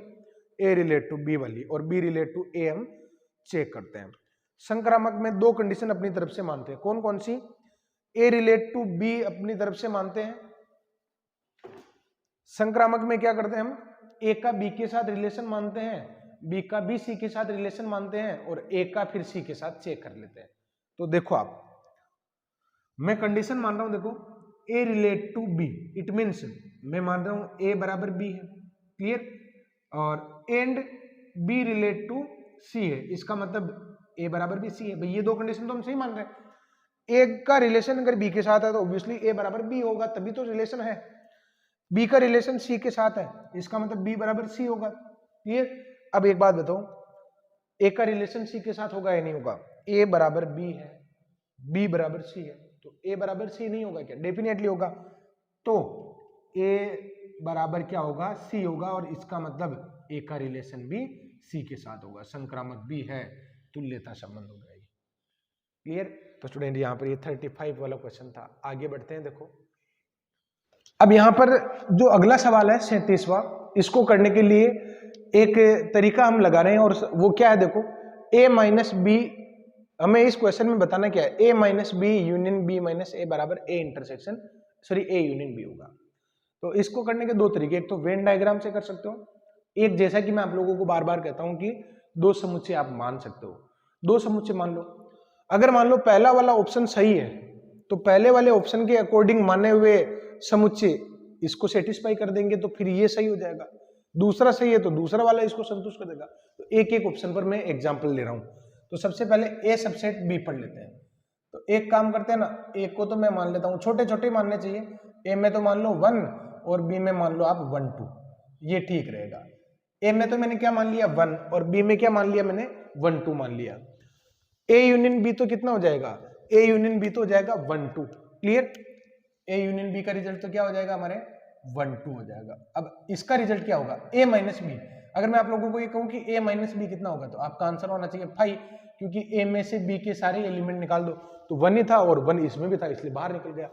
फिर यूनियन बी माइनस ए करो, यानी बी माइनस ए, तो 1 2 में से 1 को हटाओगे तो क्या बचेगा, 2 बचेगा। क्या ये आपको बराबर लगता है, तो मुझे तो नहीं लगता है, तो यानी पहला ऑप्शन तो रॉन्ग हो गया। अब मैं ए बराबर बी वाला, अगर मान लो दूसरा ऑप्शन सही हुआ तो दूसरा ऑप्शन इसको स्टेटमेंट को सेटिस्फाई करे, तो ए में मैं मान लेता हूं 1 2 और बी में भी मैं मान लेता हूं 1 2, दोनों में 1 2 1 2 हमने मान लिए। क्लियर? तो अब आप देखिए कि a माइनस बी निकालोगे ना, तो a माइनस बी में सारे ही बाहर निकल जाएंगे। भाई माइनस कैसे लेते हैं, पूरक समुच्चय a माइनस बी, दो समुच्चयों का अंतर कैसे लेते हैं, अगर a माइनस बी लेना ना, तो a में से उन सभी अवयवों को हटा दो जो b के b है, तो a से निकल जाएंगे। अच्छा, फिर b माइनस a, ये तो है यूनियन, और b माइनस a अगर निकालोगे तो वो भी फाई आ जाएगा, और a यूनियन b क्या आ रहा है, 1 2 आ रहा है। तो देखो रिक्त का यूनियन रिक्त के साथ लोगे ना, तो ये बराबर नहीं आएगा, तो ये भी फिर गया, यानी दूसरा ऑप्शन भी अपने सेटिस्फाई नहीं कर पाया। तो पहला भी रॉन्ग हो गया और दूसरा भी अपने रॉन्ग हो गया। क्लियर? अब यहां पर मैं आगे बढ़ता हूं तीसरे में। तो तीसरा क्या है, B is subset of A, B subset of A. तो यहां पर अब की बार एक काम करते हैं ना, बी सबसेट ऑफ ए मान लेते हैं।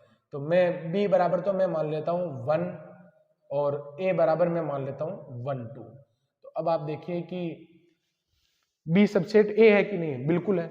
अब यहां पर मैं काम करने वाला हूं a माइनस बी निकालता हूं, a माइनस बी यानी 1 2 में से 1 जाएगा तो यहां पर क्या आ जाएगा, 2 आ जाएगा।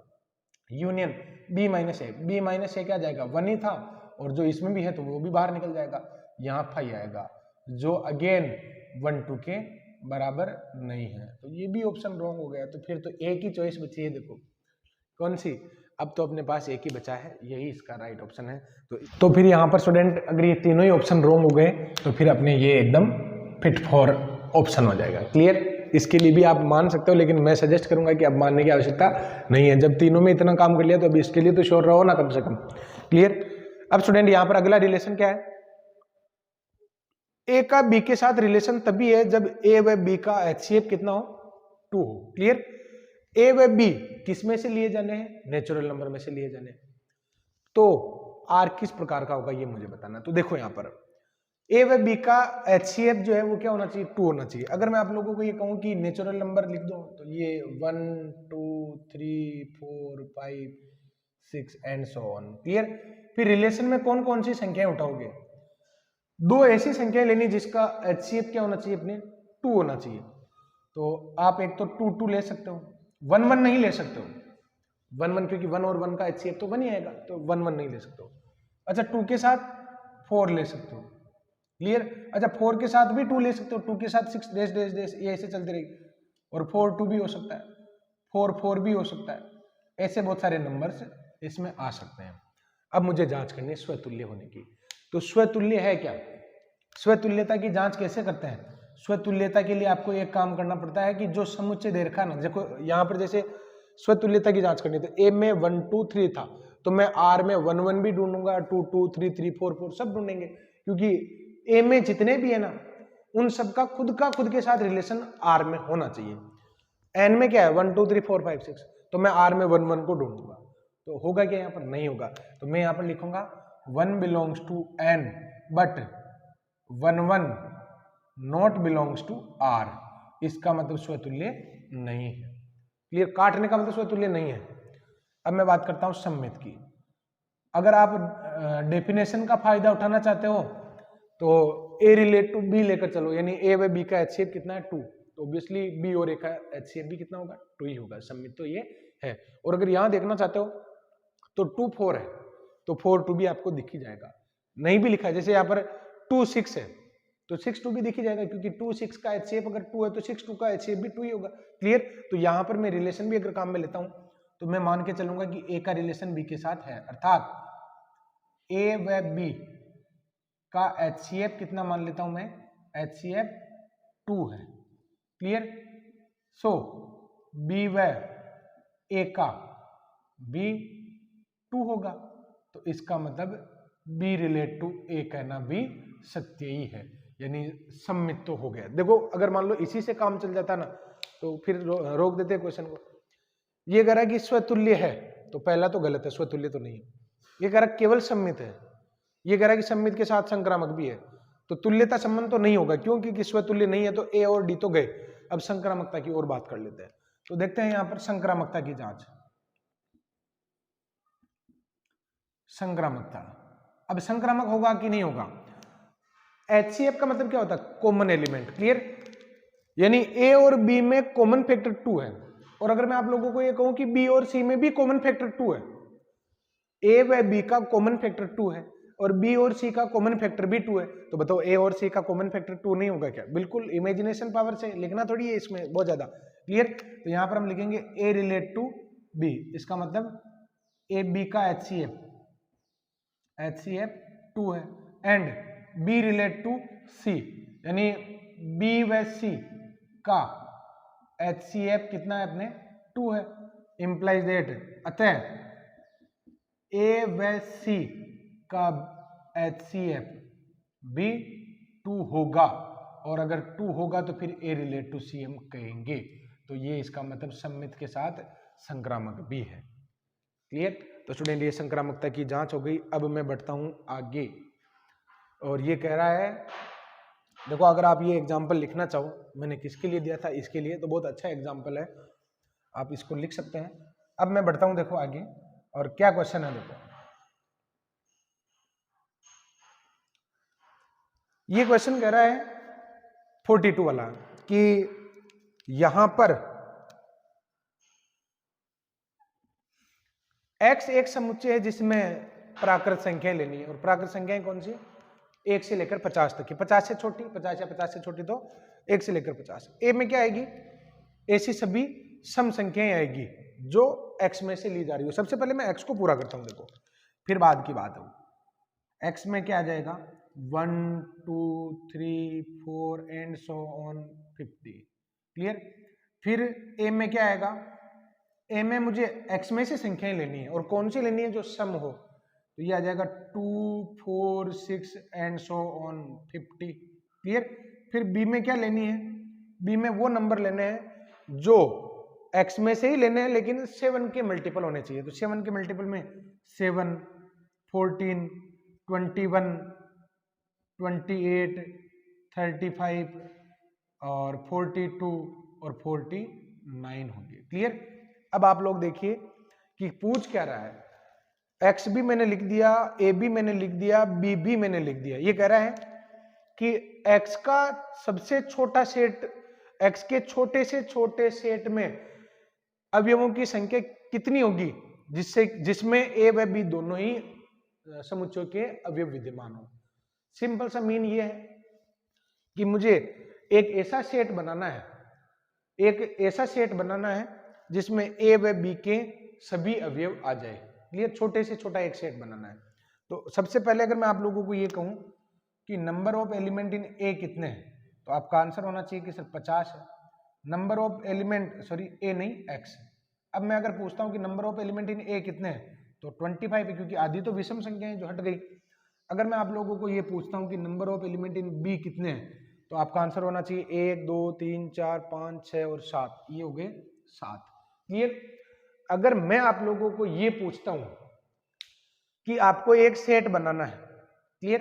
एक सेट बनाना है, अगर मान लो मैं आप लोगों को ये कहूं कि इंटरसेक्शन में कितने एलिमेंट हैं, तो आपका आंसर होना चाहिए कि सर सम संख्याएं तो इसमें भी आ रही, जैसे 14 28 और 42, तो कॉमन कितने हो गए? 3 हो गए, क्लियर? अब स्टूडेंट यहां पर अगर मैं आप लोगों को ये कहूं एक ऐसा समुच्चय बनाओ, एक ऐसा समुच्चय बनाना है, x का एक छोटे से छोटा समुच्चय बनाओ जिसमें a के भी सभी आ जाए और b के भी सभी आ जाए। तो आप एक काम करो ना, a के तो सारे ही लिख दो, फिर b के भी लिख दो। तो अगर a के सारे लिखते हो तो 2 4 6 एंड सो ऑन 50, और अब कौन से लिखोगे? b के सारे लिखोगे, रिपीट नहीं करोगे। तो आप लोग फिर कौन कौन से लिखोगे? फिर आप लोग लिखोगे यहाँ पर, एक तो विषम संख्या में 7 लिख दोगे, एक 21 लिख दोगे, एक 35 लिख दोगे और एक 39 लिख दोगे, 49। तो कितने अवयवों वाला बनाई?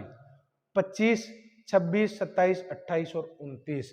इसका आंसर क्या हो जाएगा अपने? 29 हो जाएगा, क्लियर? तो स्टूडेंट ये 29 इसका राइट आंसर है। जो भी ऑप्शन दे रखा हो उसमें टिक करें आप। अगर मैं आप लोगों को ये कहूं कि एक समुच्चय जिसमें n अवयव है, तो बताओ उसके पावर सेट में कितने एलिमेंट होंगे? 2 की पावर n एलिमेंट होंगे ना। तो यहां पर ये क्या कर रहा है, ए में कितने एलिमेंट है? 2 एलिमेंट है। ए में कितने एलिमेंट है? 2। तो उसके पावर सेट में कितने होंगे? 2 की पावर 2 4 हो जाएंगे। फिर उसके भी पावर सेट में कितने हो जाएंगे? तो इसमें कितने हो चुके हैं? 4 हो चुके हैं ना। अब 2 की पावर 4 होंगे। देखो कैसे, नंबर ऑफ एलिमेंट इन ए कितने हैं? 2 है। तो पी ए में number of element in P A कितने हो जाएंगे? तो आपका आंसर होना चाहिए कि यहां पर एलिमेंट हो जाएंगे 2 की पावर 2 यानी 4। तो बताओ number of element in P P A कितने हो जाएंगे? तो 2 की पावर 4 यानी ये हो जाएगा 16, which is in B option. Clear. अब स्टूडेंट यहाँ पर 44 क्वेश्चन में आगे बढ़ता हूँ। देखो और 44 वाला क्वेश्चन क्या है, देखो कई जगह अपनी खाली रह गई। क्यों? क्योंकि प्योर मैथमेटिक्स है ना, तो प्योर मैथमेटिक्स में यहाँ पर स्पेस की ज्यादा जरूरत पड़ती नहीं है। प्योर मैथमेटिक्स में बस लॉजिक जो है ना वो बेस्ट अप्लाई करना है, और वो सब इमेजिनेशन पावर पर चलता है। और मैं अपना इमेजिनेशन पावर जो है स्टूडेंट आप लोगों के साथ शेयर कर रहा हूँ, आप लोगों को वो फील करना है। और ऐसा नहीं कि केवल इमेजिनेशन पावर पर ही चला रहे हैं, मैं लिखता हूँ वहां पर आप लोग इस तरीके से डिस्कस भी कर सकते हैं, सोच भी सकते हैं। यू एक यूनिवर्सल सेट है। क्लियर। यू एक यूनिवर्सल सेट है और पी इसका कोई सबसेट है। तो मुझे बताना कि इसका जो आंसर है वो क्या आएगा। तो सबसे इजी अप्रोच है, आप लोग एक काम करो, क्या मान लो, दो समुच्चय मान लो। एक तो यूनिवर्सल सेट मान लो आप, यूनिवर्सल सेट जिसमें आप मान लो 1 2 और 3 भी मान लो, तो मान लो थोड़ा बड़ा मान लो, कोई बात नहीं। फिर एक पी इसका सबसेट मान लो, तो पी एक इसका सबसेट मान लेते हैं ना 1 2, यानी मैंने क्वेश्चन की लैंग्वेज को ध्यान में रखते हुए यूनिवर्सल सेट और पी मान लिए कि यू एक सार्वत्रिक समुच्चय है और पी इसका एक सबसेट है।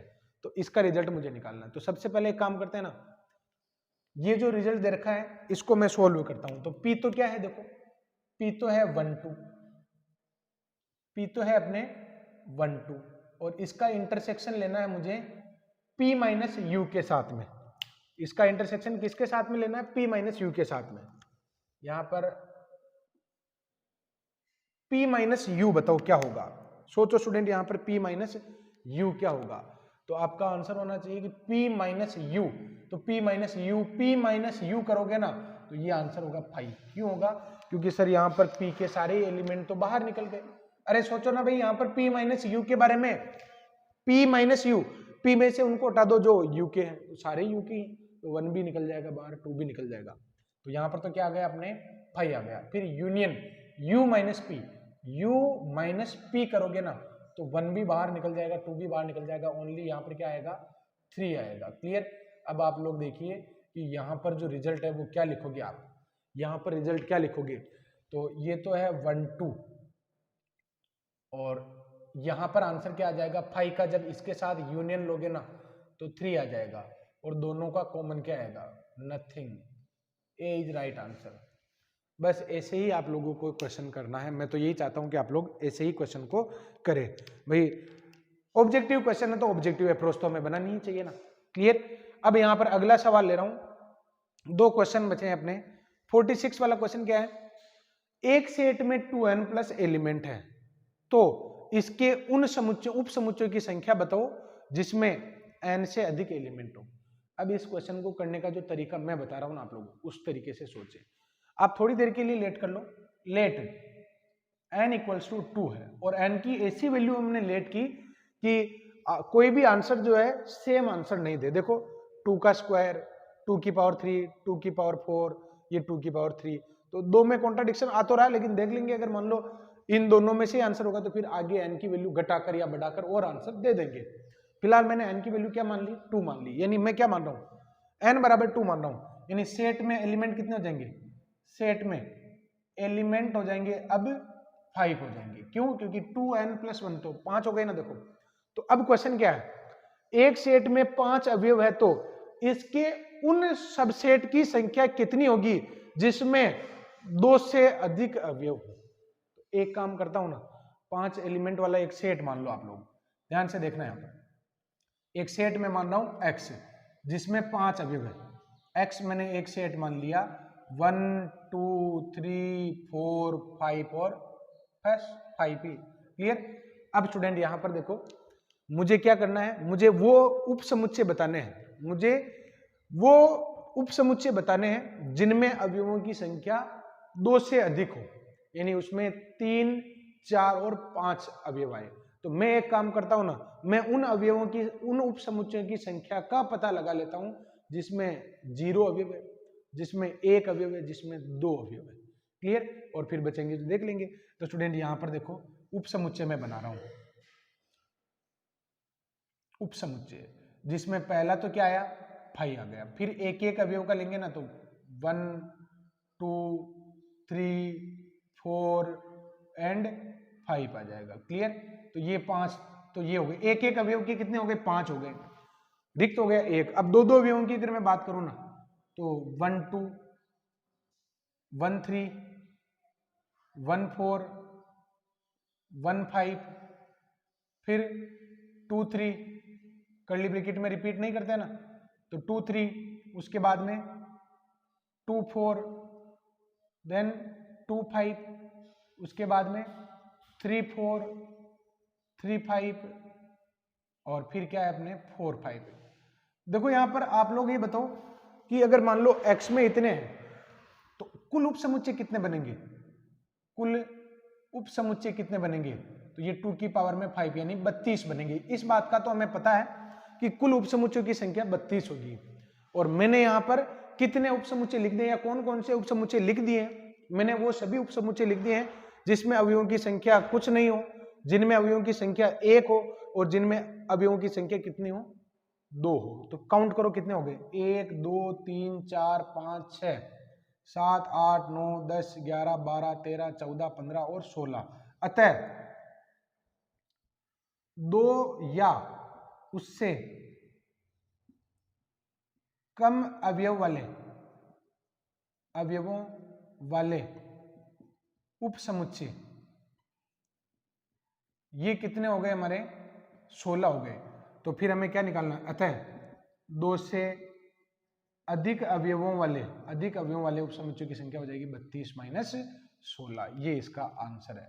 तो स्टूडेंट यहाँ पर ये क्वेश्चन जो है ना, मैं एक बार वापस आप लोगों के साथ शेयर करना चाहता हूं। मैंने क्या अप्रोच यहाँ पर सेट की, n एक संख्या दे रखी, तो मैंने एक n संख्या मान ली। वैसे तो एक भी मान सकते थे और एक मानने पर भी आई थिंक आंसर जो है कॉन्ट्राडिक्ट करेगा, आंसर जो है इसका कॉन्ट्राडिक्ट करेगा। तो फिर यहाँ पर मैंने n की वैल्यू 2 मान के चले, n बराबर 2 मैंने मान लिया।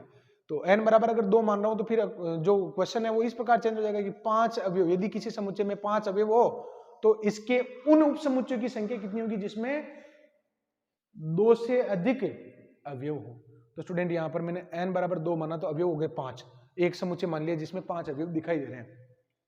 तो इस समुच्चय के टोटल सबसेट तो कितने हो जाएंगे, 32 हो जाएंगे।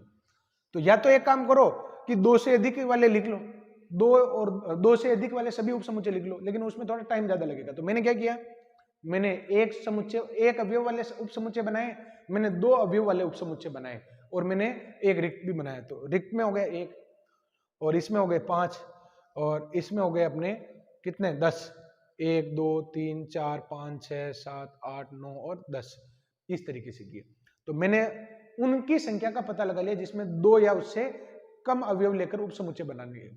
तो फिर यहाँ पर 2 से अधिक उप समुच्चय, 2 से अधिक अवयवों वाले उप समुच्चयों की संख्या कितनी हो जाएगी, टोटल में से इनको लेस करवा दो। तो यहाँ पर रिजल्ट क्या आ जाएगा, 16 आ जाएगा।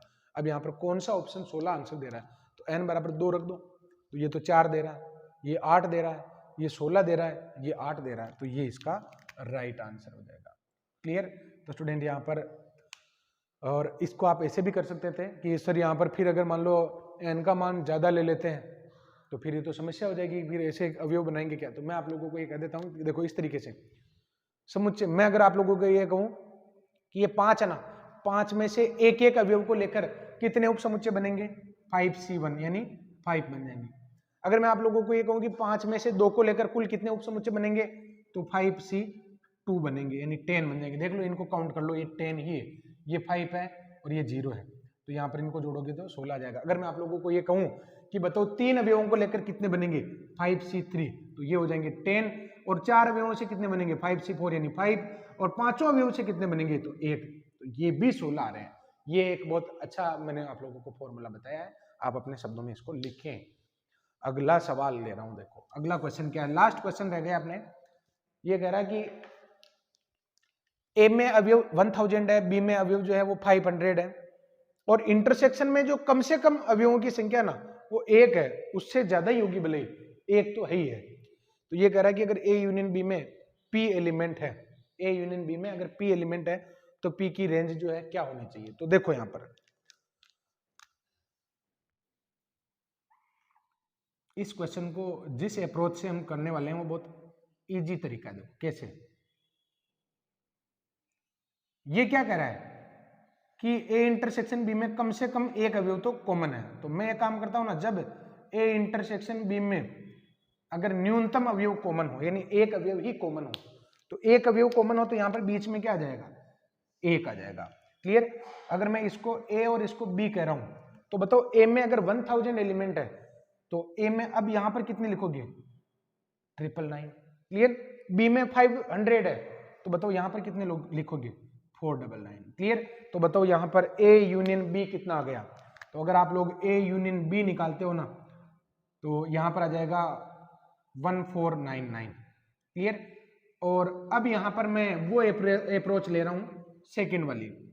क्या भाई क्वेश्चन क्या कह रहा था कि ए और बी में जो कॉमन एलिमेंट है ना उनकी न्यूनतम संख्या कितनी है, एक है, यानी एक न्यूनतम से न्यूनतम संख्या एक है, उससे ज्यादा भी हो सकती है। जब number of element in A intersection B कितने ले सकते हो, देखो क्वेश्चन कह रहा था कि ए और बी में जो कॉमन एलिमेंट है उसकी संख्या एक या एक से अधिक है। तो जब एक है तो ये रिजल्ट है। अगर मैं आप लोगों को ये कहूं कि एक से ज्यादा कितने कॉमन हो सकते हैं, तो ए में 500 है, बी में 500 है, एक में ए में 1000 है, तो कॉमन एलिमेंट की अधिकतम संख्या कितनी हो सकती है, 500 हो सकती है ना। तो स्टूडेंट यहां पर आप लिखिए बस 500, यहां पर कितने हो सकते हैं, 500 हो सकते हैं। क्लियर। तो बताओ ए को पूरा करने के लिए यहां पर आपको क्या लिखना पड़ेगा, ओनली 500, और यहां पर क्या लिखना पड़ेगा, बी को पूरा करने के लिए 0। तो बताओ इस स्थिति में आपके पास जो ए यूनियन बी है इसका आंसर हो जाएगा 1000। तो this is our right answer. Clear. तो स्टूडेंट ये अपने समुच्चय वाला जो टॉपिक है मैंने कंप्लीट करवा दिया है। इसमें अब जो क्वेश्चन मैंने छोड़े हैं वो आप लोगों को ट्राई करने हैं, बस बिल्कुल इसी तरीके से आप लोगों के सारे क्वेश्चन हो जाएंगे। अननेसेसरी क्वेश्चन से आप लोगों को नहीं उलझना है। जो क्वेश्चन मैं करवाता हूँ ना 101% मैं उस क्वेश्चन को एनालिसिस करता हूँ कि ये क्वेश्चन जो है अगर नहीं पूछा जाएगा ना तो मैं उस क्वेश्चन को स्किप कर देता हूँ। और हर एक टॉपिक में से केवल 2 या 3% क्वेश्चन ऐसे होते हैं जो हमें नहीं करने होते हैं, जो पर्टिकुलर आईआईटी में जो पूछे गए ना बहुत लेंथी टाइप के क्वेश्चन वो आपको स्किप करने हैं। ये थोड़ी समझदारी आप लोग रखेंगे। क्लियर। तो स्टूडेंट यहाँ पर फिलहाल आज की क्लास को हम यहीं खत्म करते हैं। तब तक के लिए धन्यवाद, थैंक यू।